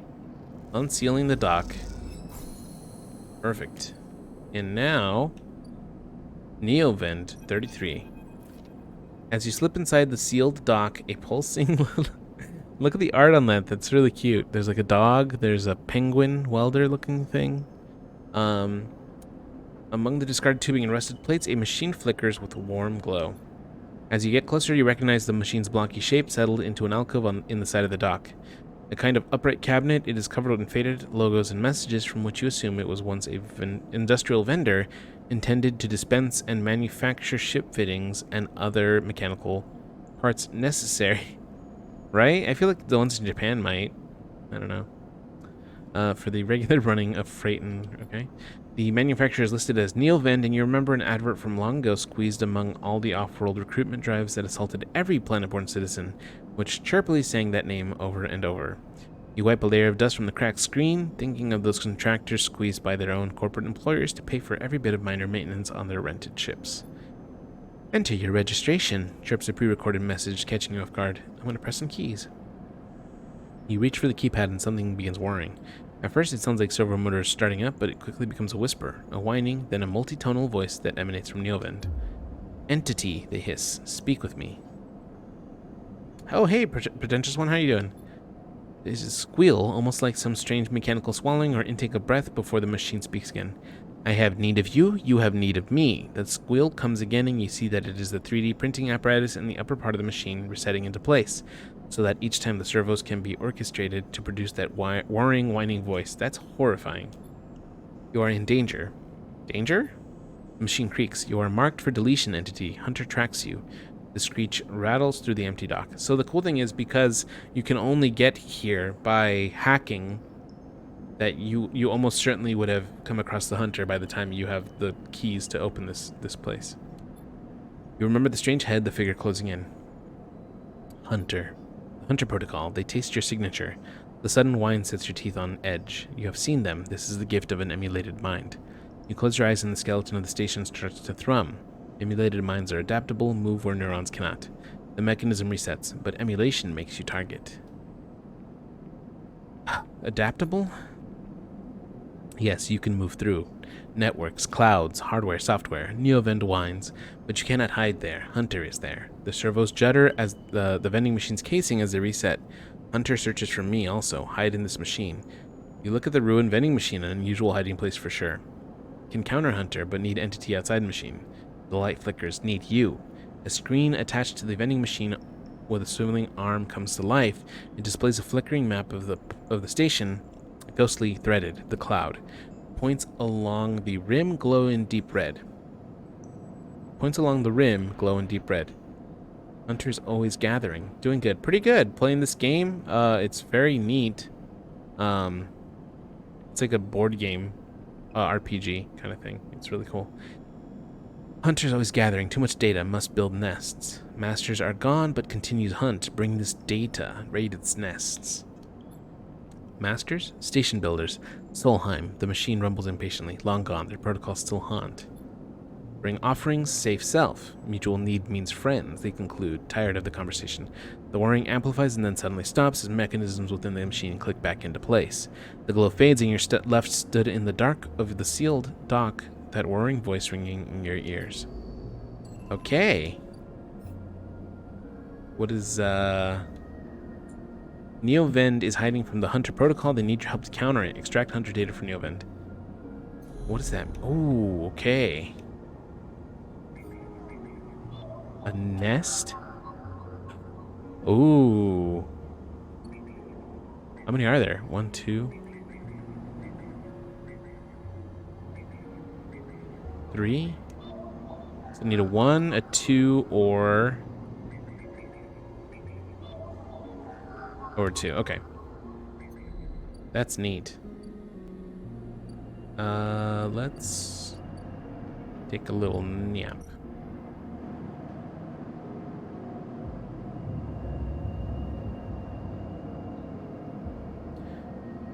Little nap, nap, dibby bap ba dap.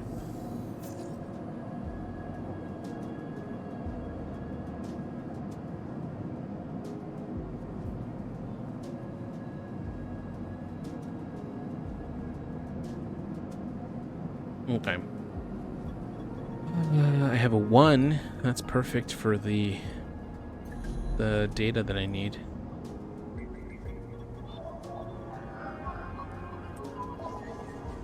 It extracting data. Hunter data. Okay. Perfect. Sealed dock. There you go. Do I get anything from turning in the 1? No. Okay, that's fine. What else? I need food. So I gotta go get some fungus. So the longer I wait, the less dice I have to spend each turn, but also it just becomes more and more expensive if I'm buying the 100 credit stuff, like right away. What is this? Let's try that. Okay. Not bad. I don't want to spend any more of those. He still needs time. I guess I could work in Dragos' yard. Use the 1. It's safe, so... Okay. And then the ambergris, I guess. I can help her. Interface locked. Skill upgrade required.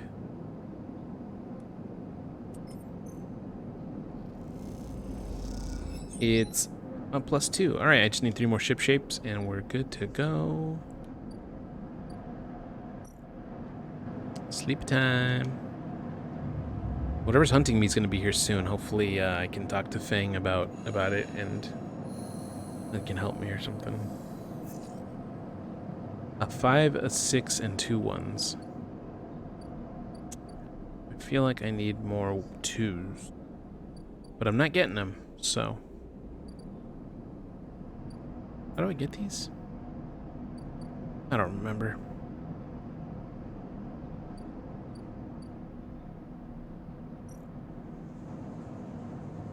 I mean, I might as well use the 5 here, right? Give me a 6. Okay. And then use...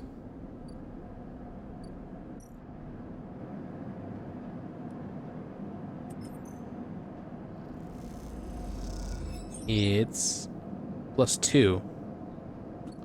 Alright, next time I have a good dice, I'll use it there. And then this just came in, so... Ship mine fragment. Oh, what? I could totally use that. I could buy one? I'm good. 60 credits? I don't think so. I did get some scrap, so I can sell that at least.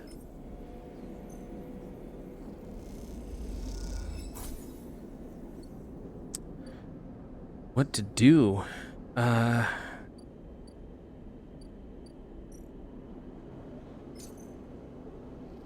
Yeah, I still don't have enough for the, what am I gonna do with these ones? Is there any data I can hack?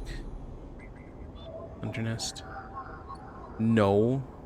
Stupid. And I like mix. Can't mix them, okay. Dangus. It's a 2, a 2, 2, 2, 2. That's a 3. I think that's also a 2. Yeah, I don't know what to do with these ones. I can help out Dragos, I guess, at the, his yard. Sure. Uh-oh.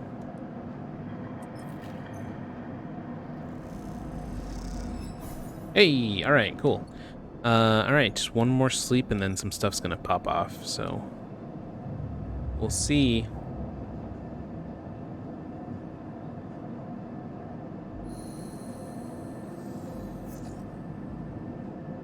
Okay, and some 5s. I can talk to Feng about this. As you arrive, Feng comes striding towards you, taking you by surprise. Let's go, sleeper. He puts a hand on your shoulder and turns you back the way you came. Go where? To see Hardenhurst, he gives you a sideways glance. Isn't that what you're here for? He steps into the passageway, guiding you down ring towards the shipyard. Sorry for the hurry, but we have something of an opportunity. That data you ripped? Well done, by the way. He grins. Tells me Harden is making a rare inspection of the sidereal horizon this cycle. It's a perfect chance to confront him outside of that compound he hides in. Feng takes a sharp turn onto a dimly lit side passage. Sidereal horizon. Still catching up? That's a massive colony ship being built out in the shipyard. Biggest commission Haven Age has ever had. Feng follows and slips into a dark service tunnel where, somewhere in the black, a water pipe drips. It's him, sleeper. The same Hardenhurst. Our worm rips out decades of records that mention him by name, an entire trail of documentation from the first days of the Solheim collapse until now. He wrote out the whole thing, slipped into Haven Age when it first broke off from the Union. He paces in the tunnel, a hand rubbing at the back of his head. I need you to understand something about Solheim, sleeper. I don't know what you know about the collapse, but it wasn't as instant as it sounds. It wasn't like Solheim was here running the station one day and the next Erland's Union took power. Back then, Solheim knew this place was slipping away from them. As the palladium market collapsed, they tried to keep the contractors here working. The pay got smaller, the cost got higher. People like my parents were forced to work non-stop just to keep a berth on the station and water in their tanks. Solheim squeezed every last worker until the mistakes, the accidents, were coming in non-stop. And as new waves of contractors came in, desperate to work, Solheim welcomed them, taking bribes instead of checking pilot licenses. The whole time, Solheim was folding up, dragged into court cases in the central system, while this severed limb of a station still desperately tried to take all it could. The riots came after the collision at Deck 2. A young pilot, his MEV overloaded with palladium, miscalculated his trajectory and took out a section of the ring. Hundreds died, thousands panicked. My parents told me people were terrified, and the blame fell squarely on Solheim. People like to tell stories about Erland, how he brought the factions together, spoke to the crowds, turfed out Solheim. Maybe that's true, but my mother, pregnant with me, locked herself in her MEV and welded it to the dock while my father joined the improvised crews, trying to seal up the ragged edges of the gap. He never came back. Feng pauses in the dark. They sealed it up, though, and by the time they did, Solheim was gone, abandoning every one of us to the black. Apart, Feng finally turns back to you now, his eyes burning, from shits like Harden. Shits who held their place, wrote it out, and slipped into the new structure like nothing had changed, standing shoulder to shoulder with those they had exploited at every step. Feng starts walking again. That's why you can't just let him start around the shipyard. This time his past catches up with him. How is he still alive? Clearly you don't know much about executives. That kind of power comes with certain benefits. Feng rejoins the main passageway, which is now wide and glass-roofed. Through the ceiling, you can see ships in mid-construction, their flanks lit by the flashes of plasma torches. The entrance to the shipyard is ahead. Let's go. Feng grins. Let's go show this shithead some consequences. He strides to the shipyard entrance and pushes through the doors. A web of corridors lead through the complex, snatches of the construction bays always appearing through windows. Ships are suspended like whale corpses. Skeletal. Imposing. Feng seems to know exactly where he's going, and before long you cross into a huge dry dock locked to one side of the sidereal horizon. A network of platforms and scaffolding cling to the ship's hulls, filled with workers and equipment. The sound is stretched out by the vast space so that the welding, cutting, and sealing seems to come from everywhere at once. Both you and Feng spot them at the same time, a group walking slowly across the gantry, and at the front, 2 men. One gesturing towards the ship, and the other, stick thin, cleanly dressed with a shock of gray hair. Arden. You and Feng say his name in unison, and Feng sets off up the staircase to the gantry with you following behind. As you come to the same level as the group is passing closer, the foreman gesturing to the work being done throughout the... As you come to the same level, the group is passing closer, the foreman gesturing to the work being done throughout the dock, and Hardin nodding along. Ardenhurst! Fang shouts across the noise, taking you by surprise. His voice bounces and comes back in a rippling echo. The figure's turn. Yes? Arden asks quizzically, raising an eyebrow. He glances between you and Fang, and you see his gaze linger on your body, unsure of why our sleeper might be in this place. You are a traitor, Hardin. A Solheim executive tried to hide here among its victims. Fang's voice is steady, strong. You stand for everything the Eye was rebuilt in the shadow of, against everything Erlen stood for, everything Haven Age stands for. You have no place on this station. For a moment, stillness descends on the group, as if everyone was held in place by the radical construction. Arden laughs. Well, good to meet you too. He glances around at those around him. Some are smiling and others are nervous. You are from Systems Branch, are you not? Asks Hardin, inspecting Fang's clothing. Fang turns to Foreman. You need to call your security. This man is a corporate agent. The Foreman glances between Fang and Hardin, his hands drumming at his sides. Hardin leans towards him and says something inaudible. The Foreman nods. It's true. As you begin speaking, Hardin turns his attention to you. And what would a sleeper know about that? You accuse me of being a corporate agent. What are you, if not exactly that? He looks around at the group, who are already eyeing you with suspicion. You are a product of SNARP, and you have no place in a Haven Age shipyard. Who knows what signals you're sending back to your makers? A murmur of approval runs through the group. Fang holds up a stick of memory. You guessed right. I am Systems, and I have records that link you directly to Solheim right here. He turns to the foreman again. So once again, I am asking you to take this man into the custody of the shipyard. The foreman remains still. Hardin's voice is calm, measured. If you have such data, why hasn't it been submitted at a members' meeting for proper review? He shakes his head. I have nothing to hide, unlike a man who does not announce his name, who enters my shipyard with corporate property in tow and tries to turn my own men against me. You hear it now, the echoing sound of boots on walkways coming from all angles at once, and then settling behind you. Please, says Hardin, submit the data through the correct channels, and then we can talk. For now, however, you must leave. He gestures behind you to the security detail, their hands on boxy black sidearms at their sides. Fang spits. Hardin, you shithead, you can't wriggle out of this one. A security officer draws their weapon and levels it. Fang turns and stares him down. I don't want Fang to get hurt. You look at Fang. He shakes his head and puts a hand on your shoulder. Let's go, says Fang, and he pushes through security, heading back down the walkway. Once security has walked you out of the shipyard and nudged you back into the corridor, Fang picks up the pace. You try to keep up as he slips into the shadows of an entrance. Fang is grinning ear to ear. You know, Sleeper, sometimes people are exactly how you expect them to be. Something pings in his pocket and he takes it out. On the slate, a web of connection starts drawing itself out, stretching to a set of points around the ring. Got him, mutters Fang. What is that? That, Sleeper, is something our worm added to Hardin's personal slate. We're tracking his outgoing messages. Fang's grin looks ghostly in the uplight of his screen. The old ways are best. Spook them good enough and they'll give the game away. He jabs at the slate and you see the web is being drawn over the map of the ring, lines bouncing from point to point. All these dots? These are Hardin's buddies, the ones he's messaging right now. And we're gonna find them all. That was on purpose? Of course.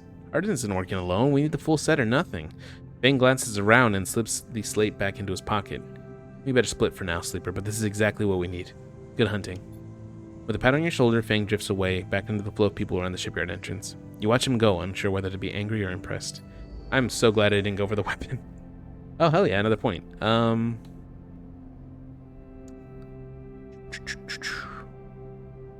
feel like I need 2 points for that one. Maybe the energy recovery thing? Chance to gain cryo. Let's do this one. Alright. Such an interesting game. It really is. And like, I'm so like into it too. It's not, you know, it doesn't feel like over my head. Some of the stuff's weird, obviously, like, but for the most part, I feel like I'm kind of really getting it, you know? Alright, let's finish up this ambergris. Ship shape. We're done. I helped her. Ankita. Ankita is crouched in the computing core of the Ambergris, swearing to herself when you enter. She doesn't look up. These shits completely ruin the core's connectors when they cut it. She holds up a thick fistful of ragged wires. The ship mine they ripped won't even be usable without replacing these. She throws the bundle of wires across the room. Amateurs. Can we repair it? There's nothing to repair. We need an entire ship mined. Not exactly the first thing you can expect to dredge up from a scrap freighter, she sighs. Fragments maybe, but sections of a mine? But a complete ship mine? No way. Scrap freighter, okay. Ankita climbs out of the cooling well where the ship mine should be, the space suddenly crowded with her on the same level as you, towering over you as she stoops beneath the low, curved ceiling. Come on. Nothing to be done here now. She leads you back through the guts of Amber, though you can find the way back yourself. The repair process has left you familiar with the cutter's idiosyncratic layout, all diagonal angles and bundled tubes. It's like a really good novel, but you're in control. Exactly. Ankita seems lost in thought, and you focus on the corridors, ducking below conduits and passing through bulkheads. Eventually you arrive in the galley, though it's hard to tell. Most of the benches and prop surfaces are covered in half-stripped components and welded hole patches. Ankita shoves a box of filters to the floor and sits. There's no way around it, she starts out of nowhere. We need a new ship mined. I can salvage one. I like your confidence, Sleeper. Maybe if we check the ord exchange or speak to some scrap dealers. Seems I'm about to do something very stupid, but hey, I came here, didn't I? Why not make a run of it? She fixes you with a hard stare. Sleeper, you're all I got.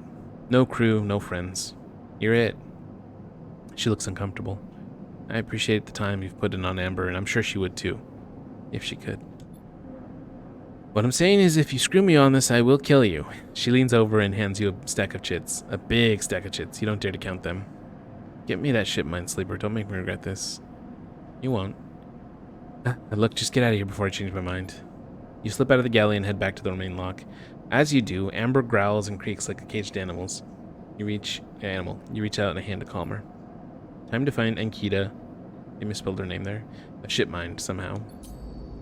Alright, well now I know what I've been building this ship mine for. I just need 2 more fragments. So, let's work on that. I think it's this one. Let's do the 3. I don't really feel like spending a... 1. Ooh, and a scrap item. Excellent. Squeezed into the office at the entrance to the yard, you lay out everything you have on the winter light across the metal desk.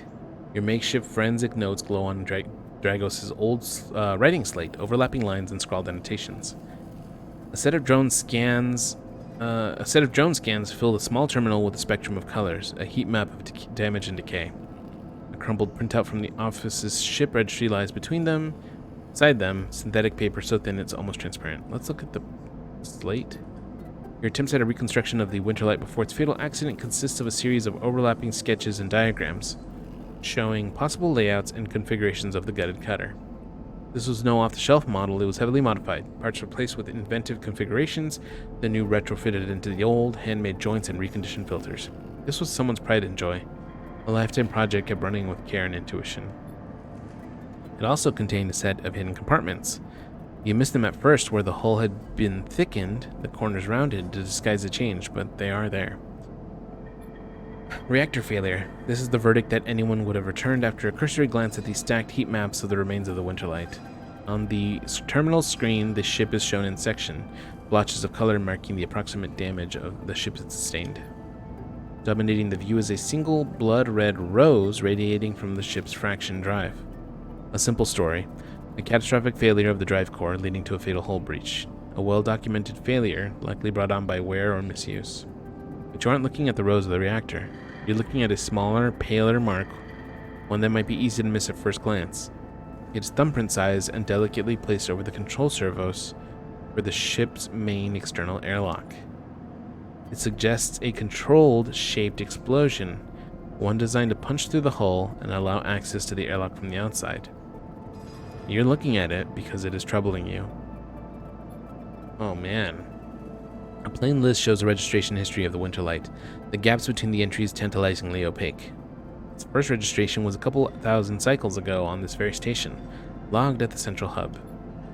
From here, the registry tells a story of a busy ship, one that rarely stayed on the station for more than a few cycles, and often took on voyages that kept it away from the eye for up to 100 cycles.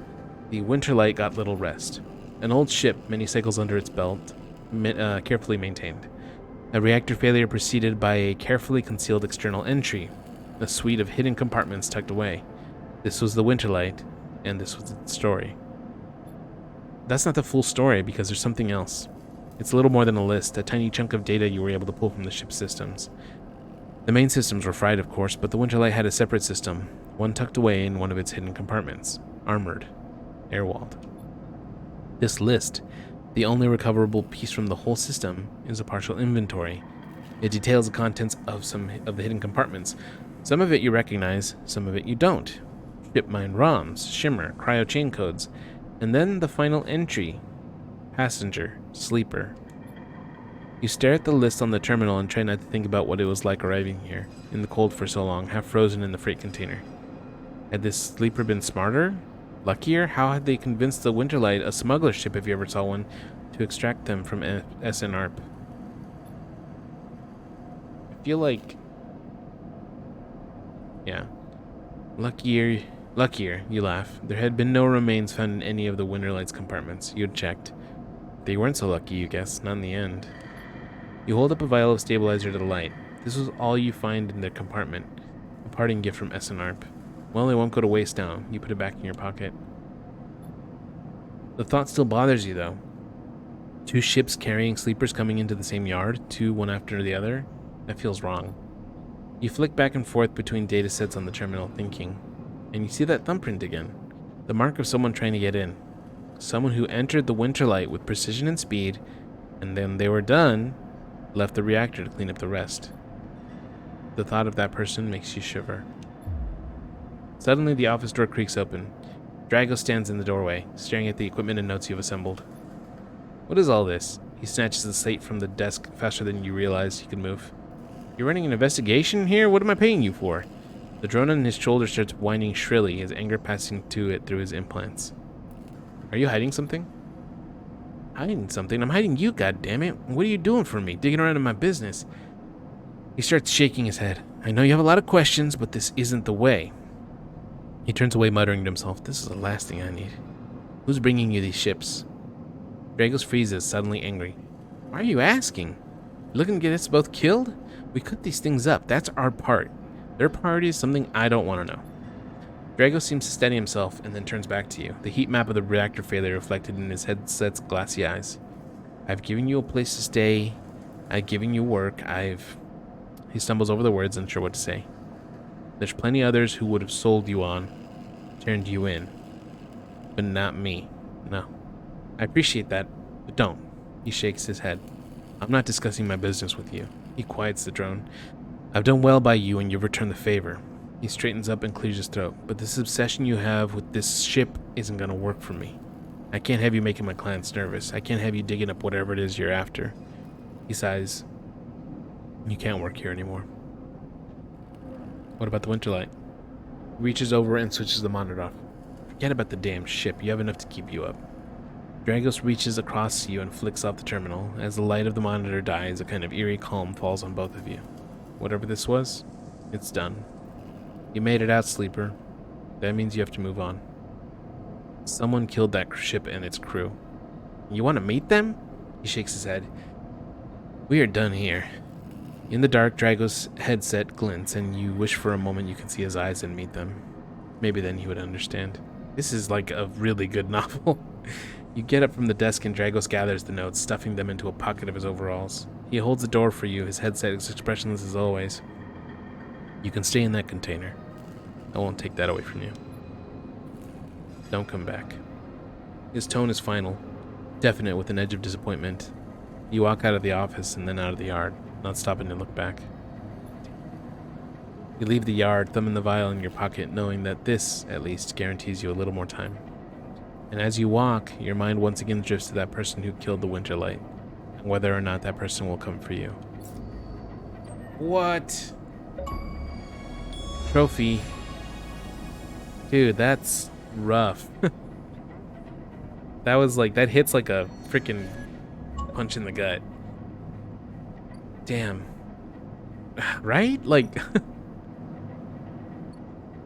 shit, dude. That was fucking tragic, honestly.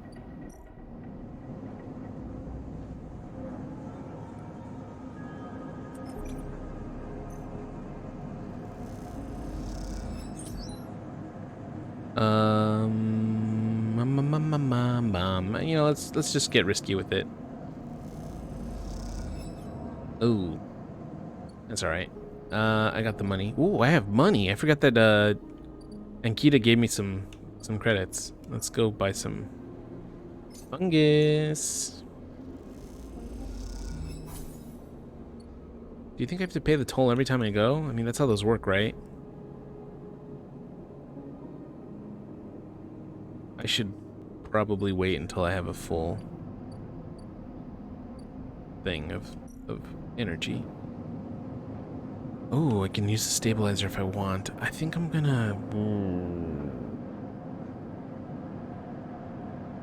Yeah, I'm just gonna wait.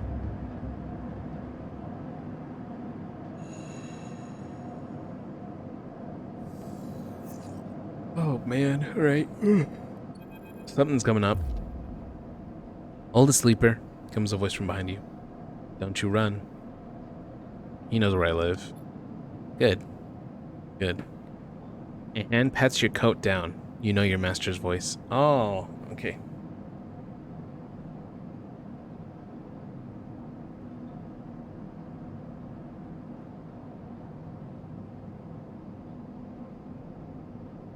Thank you for the hydrate. I don't like this guy already. Cynical bounty hunter. He's wearing a wide smirk and a slick jacket, and you immediately know he's terrible news. You got all the way out here and then stayed put? He laughs a cruel laugh. Is that a sleeper thing? You're my first. You barely hear him. You've noticed the handgun he has leveled at your chest, and it's hard to take your eyes off of it. He reaches down with his other hand and slips some kind of ring out from a belt loop without taking his eyes off you. Making it to the eye, though, that's pretty good. This place isn't so bad. Bars, markets, people.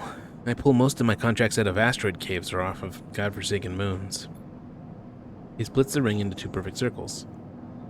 It's hard to hit civilization when there's so much space to pass through. I don't really care who he is. He reaches over to slide the rings around your wrist. Go easy. I'm gonna make a break for it. You see a chance the moment his eyes leave you to watch the rings.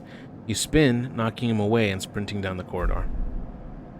Then the shot rings out, echoing off the metal so loud it hurts your ears. A bullet hole smokes in the wall beside your head.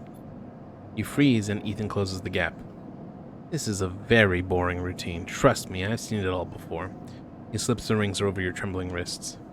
Ethan nudges you to start walking. To the ship and home, he whistles, going easy. You stumble down the corridor, your hands behind you, your mind racing. Please stop. Don't debase yourself by begging, please. Ethan pulls the sharpshooter's earplug out, then pops it back in. Consider these deaf ears. Ethan yawns and continues to nudge you down the corridor. Shame to come all the way here just to head back to SNR right away. That tracker of yours makes this too quick. I was hoping you'd put up a bit more of a chase, you know? A running battle through the Bright Market, maybe, or a holdout in the low end. There's a few establishments I would have enjoyed checking out while I asked around. You walk on in silence for a little longer, desperately trying to think of a way to escape. That SNR tracker will be the death of you. Hey, I have an idea. Ethan interrupts your thoughts. How about on the way back to the ship we stop for a drink? I'm buying. I have a better idea. This better not be one of those things where you do a dramatic pause and then try to jump me, because I'm pretty tired of that. Although, muses Ethan, I got myself thinking, what's the rush here? Here we are in one of the most lawless joints in the surrogate systems, and we're headed for the exit. He pauses and you trudge on in silence. Okay, here's the idea, starts Ethan. You and me, we make a little agreement. Here are the terms. He turns you to face him. You run, or leave, or try to abandon the eye, I shoot you. You plot, or scheme, you try to kill me, I shoot you. But, he smiles, you come meet me at an establishment of my choice every few cycles and you pay my tab, I don't shoot you. He pauses. You don't pay my tab, He rattles the handgun. You get the idea. You're letting me go? Not at all. Let's call it open custody. You're free to mooch around the eye as much as long as you keep paying up. He stretches. You know, I really thought I was gonna have to kill you, but this is so much better. He clicks something on his belt and the rings release from your wrists. I'm gonna see if I can find my old stool at the compressor club. Come see me there. He aims a handgun at you, squinting down the sight. Let me just remind you, that body of yours is one big tracker. So don't even think about leaving the eye. I'll know. Ethan turns and strides off down the corridor, slipping his handgun away. The mix of relief and terror you feel is overwhelming. What are you gonna do? Wow. Okay. Pay Ethan's tab. Oh my god. Now that's another thing that I have to worry about. That's freaking hilarious. Cool. All right. Let's see. What else can I do here? I don't think there's anything I can do there. I have other opportunities to like find work, so I'm not too worried about that. But oh, she gave me the money to. I have stabilizer. Hopefully his tab isn't too expensive because I'm about to get this ship mine for Ankita.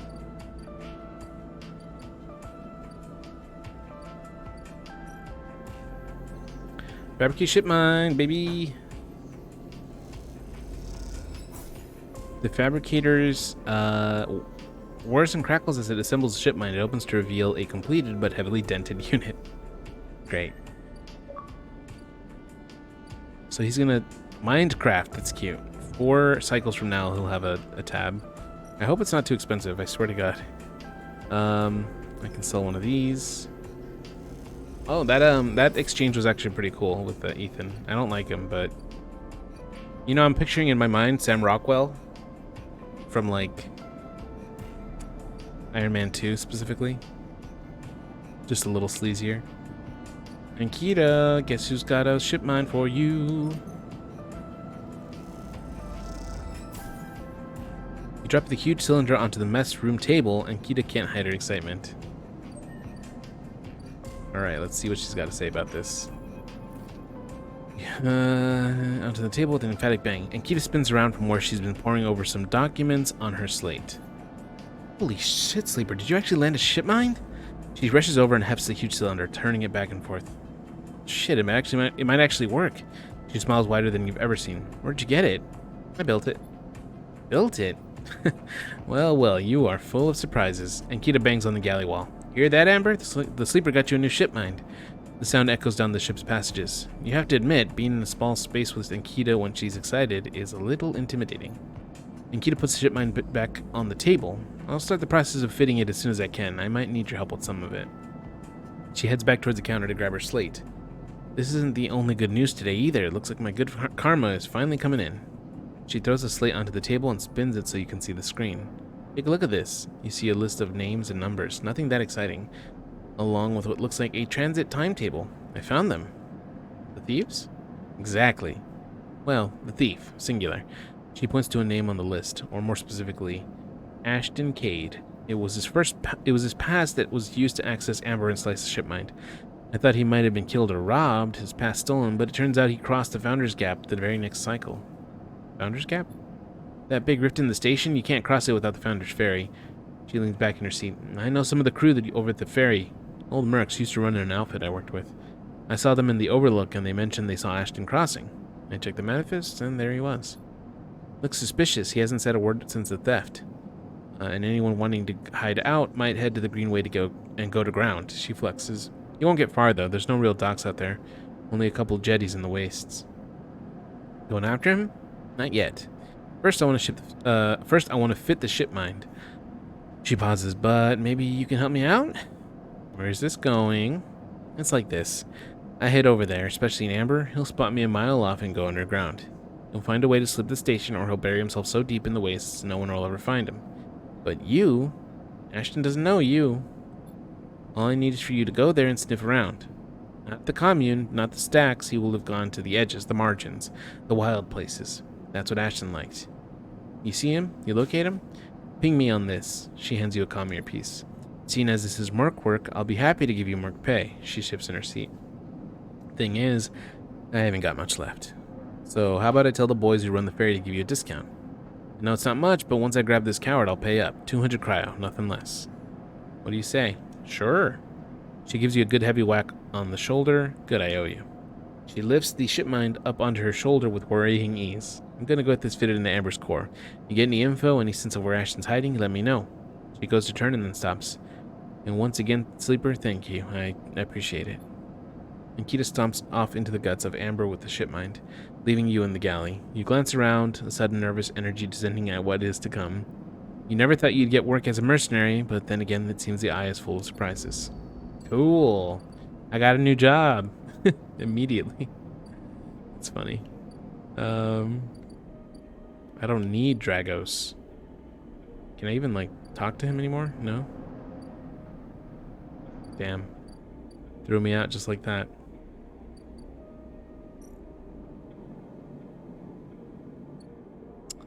Find Ashton. Ankita wants you to... I don't even know where I would look. Although it looks like I have an upgrade available, so... I think this is a 2? Yeah. That is a 3. Don't have that. This is also a 2. Yep. That's it. Okay, let's see. Fix the ambergris, repay Drago. Oh, these are completed. Find Ashton, disable your tracker. Neovend. Get to know Emphis. Pay Ethan's tab and survive. Okay. Well, I gotta do something for now. I don't need that. Don't need that. Okay, so that whole area is kind of useless to me right now. So is that. I guess I could work at the bar. Ooh, you know what? Here's what I'm gonna do. Upgrade. I have 3 points. Oh my god.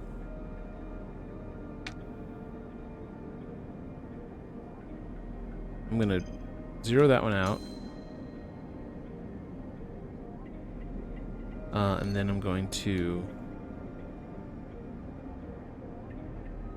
I feel like the bounty hunting might require this. And then... There you go. Hell yeah. I am much better off. Let's try this one. Okay.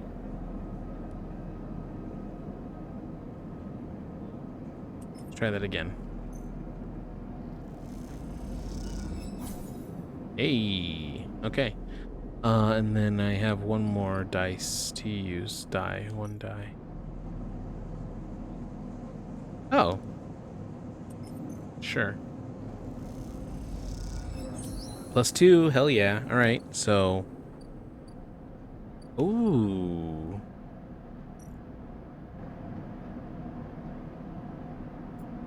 Yo? Excuse... This is... Okay, so I have a few more options now. Go away. There you go. Unit assembly? Let's engineer. I can be... Okay, so these are both money making. Ooh, I wonder if... Okay, so this is Sidereal Horizon. This is the ship that Hardin Holst was like checking on. I wonder if me like being here would have been... Oh. Shipbuilding spots on the horizon are hard to come by. Poor work will see you drop from the roster. So I should be coming here with good dice rolls. Excellent. Okay, that's cool. And then Haven Age offices.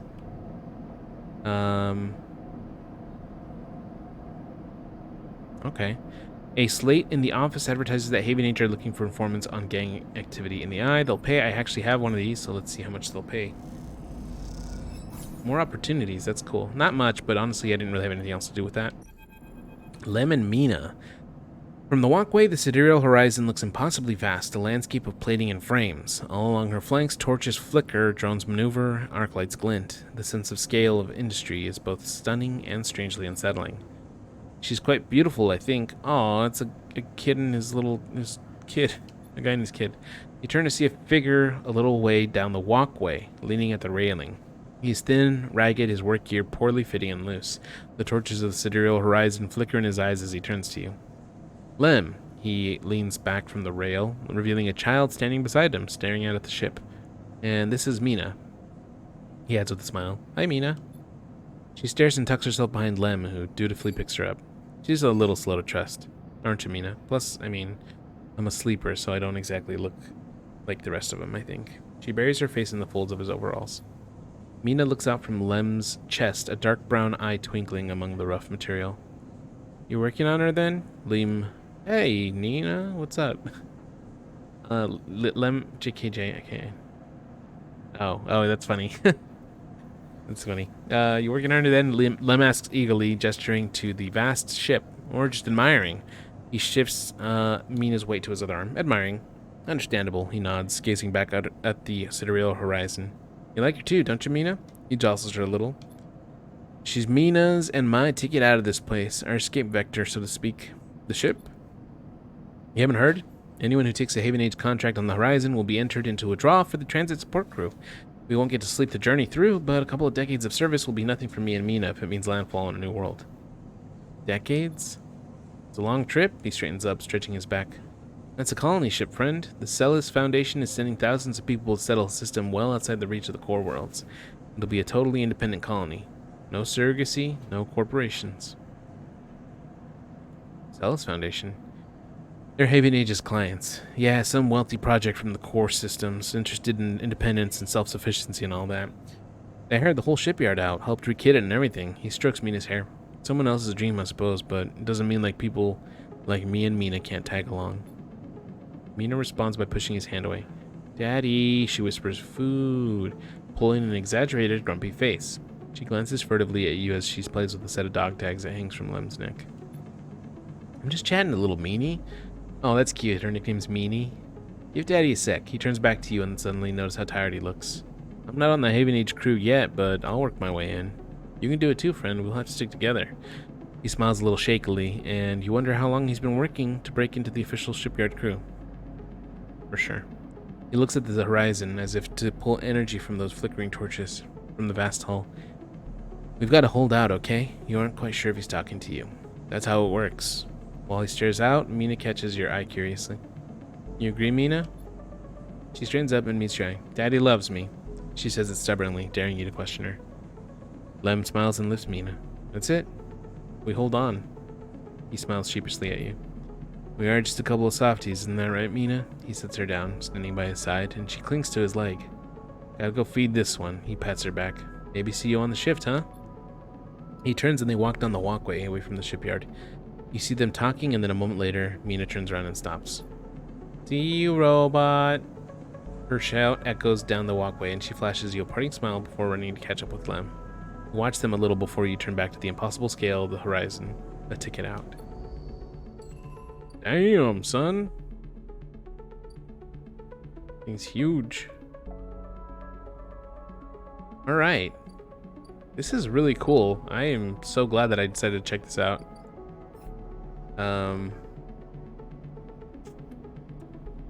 Win a sidereal ticket. Alright, so I guess to be part of the crew you have to like... luckily I have +1 on engineer. My interface isn't so good, but hopefully I can just stick to one or the other. But if you mess up too many times, they kick you out, which is alarming. And I'm all out of that. I guess I could use the juice.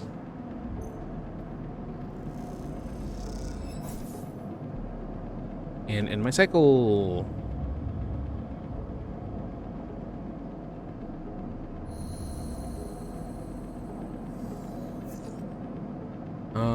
right.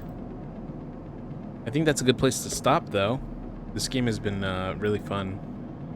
I would like to keep playing this probably on Wednesday. Yeah, I didn't expect to really dig in as much as I did. The characters are all like, I love all of them so far. Well, except for Ethan, but I feel like I'm gonna come around on him at some point because that's how these games work, right? Let's see, who are we gonna go raid though? Who we gonna raid? Who we gonna raid? We could raid Katie Bentz. She's painting or something. Yeah, let's go raid Katie. She's a voice actor. She voiced, I think, Steph in no, he's playing Baldur's Gate 3 and I don't want spoilers. Thanks, Faith. Yeah. Thank you, Dr. Mono. Before we well, it said paint. Let's chat and paint, she said. Anyway, she's a voice actor. She did the voice, I think, of Steph in Life is Strange, among other things. And I got to hang out with her. Jana and I both did, actually, a few months ago. Yeah. Thank you for being here. Before we raid, we got to do the shout-outs for Patreon streamers. Let me do that real quick. Boom. The Poof Squeaks Deluxe Squad. Nina Neens McKee. Brittany Fiosi Campbell. Spacey Invader. Thank you for that raid earlier, by the way. Dumpesh Ash, who I'm going to be seeing in a few weeks. I think next week, actually. Dr. Mono and Sean in Retro. Y'all are amazing people. Thank you so much for all of your support and everything that you guys do, including being here. I mean, it means the world to me, honestly. If you want to join them and get a shout out at the end of every stream, you can go to patreon.com. Whoops. That's not the right one. There you go. /PlayItForwardGaming. Patreon.com/PlayItForwardGaming. You can throw a few bucks over there if you want. There's a few, I need to rework the perks because the weekly roundups I think I'm just giving to everybody. I don't really feel like that's worth, dividing up to those different tiers. So I'm gonna have to go in and rework some stuff. But yeah, you should go there, check it out. If not, you being here, making clips of funny stuff in the channel, just liking my tweets and stuff, everything helps, honestly. Every little bit helps. And I appreciate all of you so much. Maybe this is the one? Alright, there you go. Let's go and raid Katie now. Go say hi if you have a second. I'd appreciate that. Don't leave quite yet. I think it's just Katie Bentz. Let me make sure I got the channel correct. Where is it? Katie yeah, okay, that's right.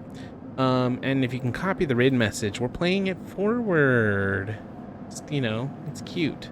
People actually really like that, which I'm glad, because I think it is a very cute a line. But yeah, I'll be back on Wednesday, probably with more Citizen Sleeper. Honestly, I know I have a bunch of other games that I've been playing, but I just was looking at them all today. Thank you, yeah, Faith. That means so much. I appreciate it. Yeah, I was looking at the games that I've been playing, and none of them really call to me. But Citizen Sleeper is great. I will try to finish it next time. Although I know they added some story stuff, so we'll see where that goes. But thank you. Have a good day. Bye.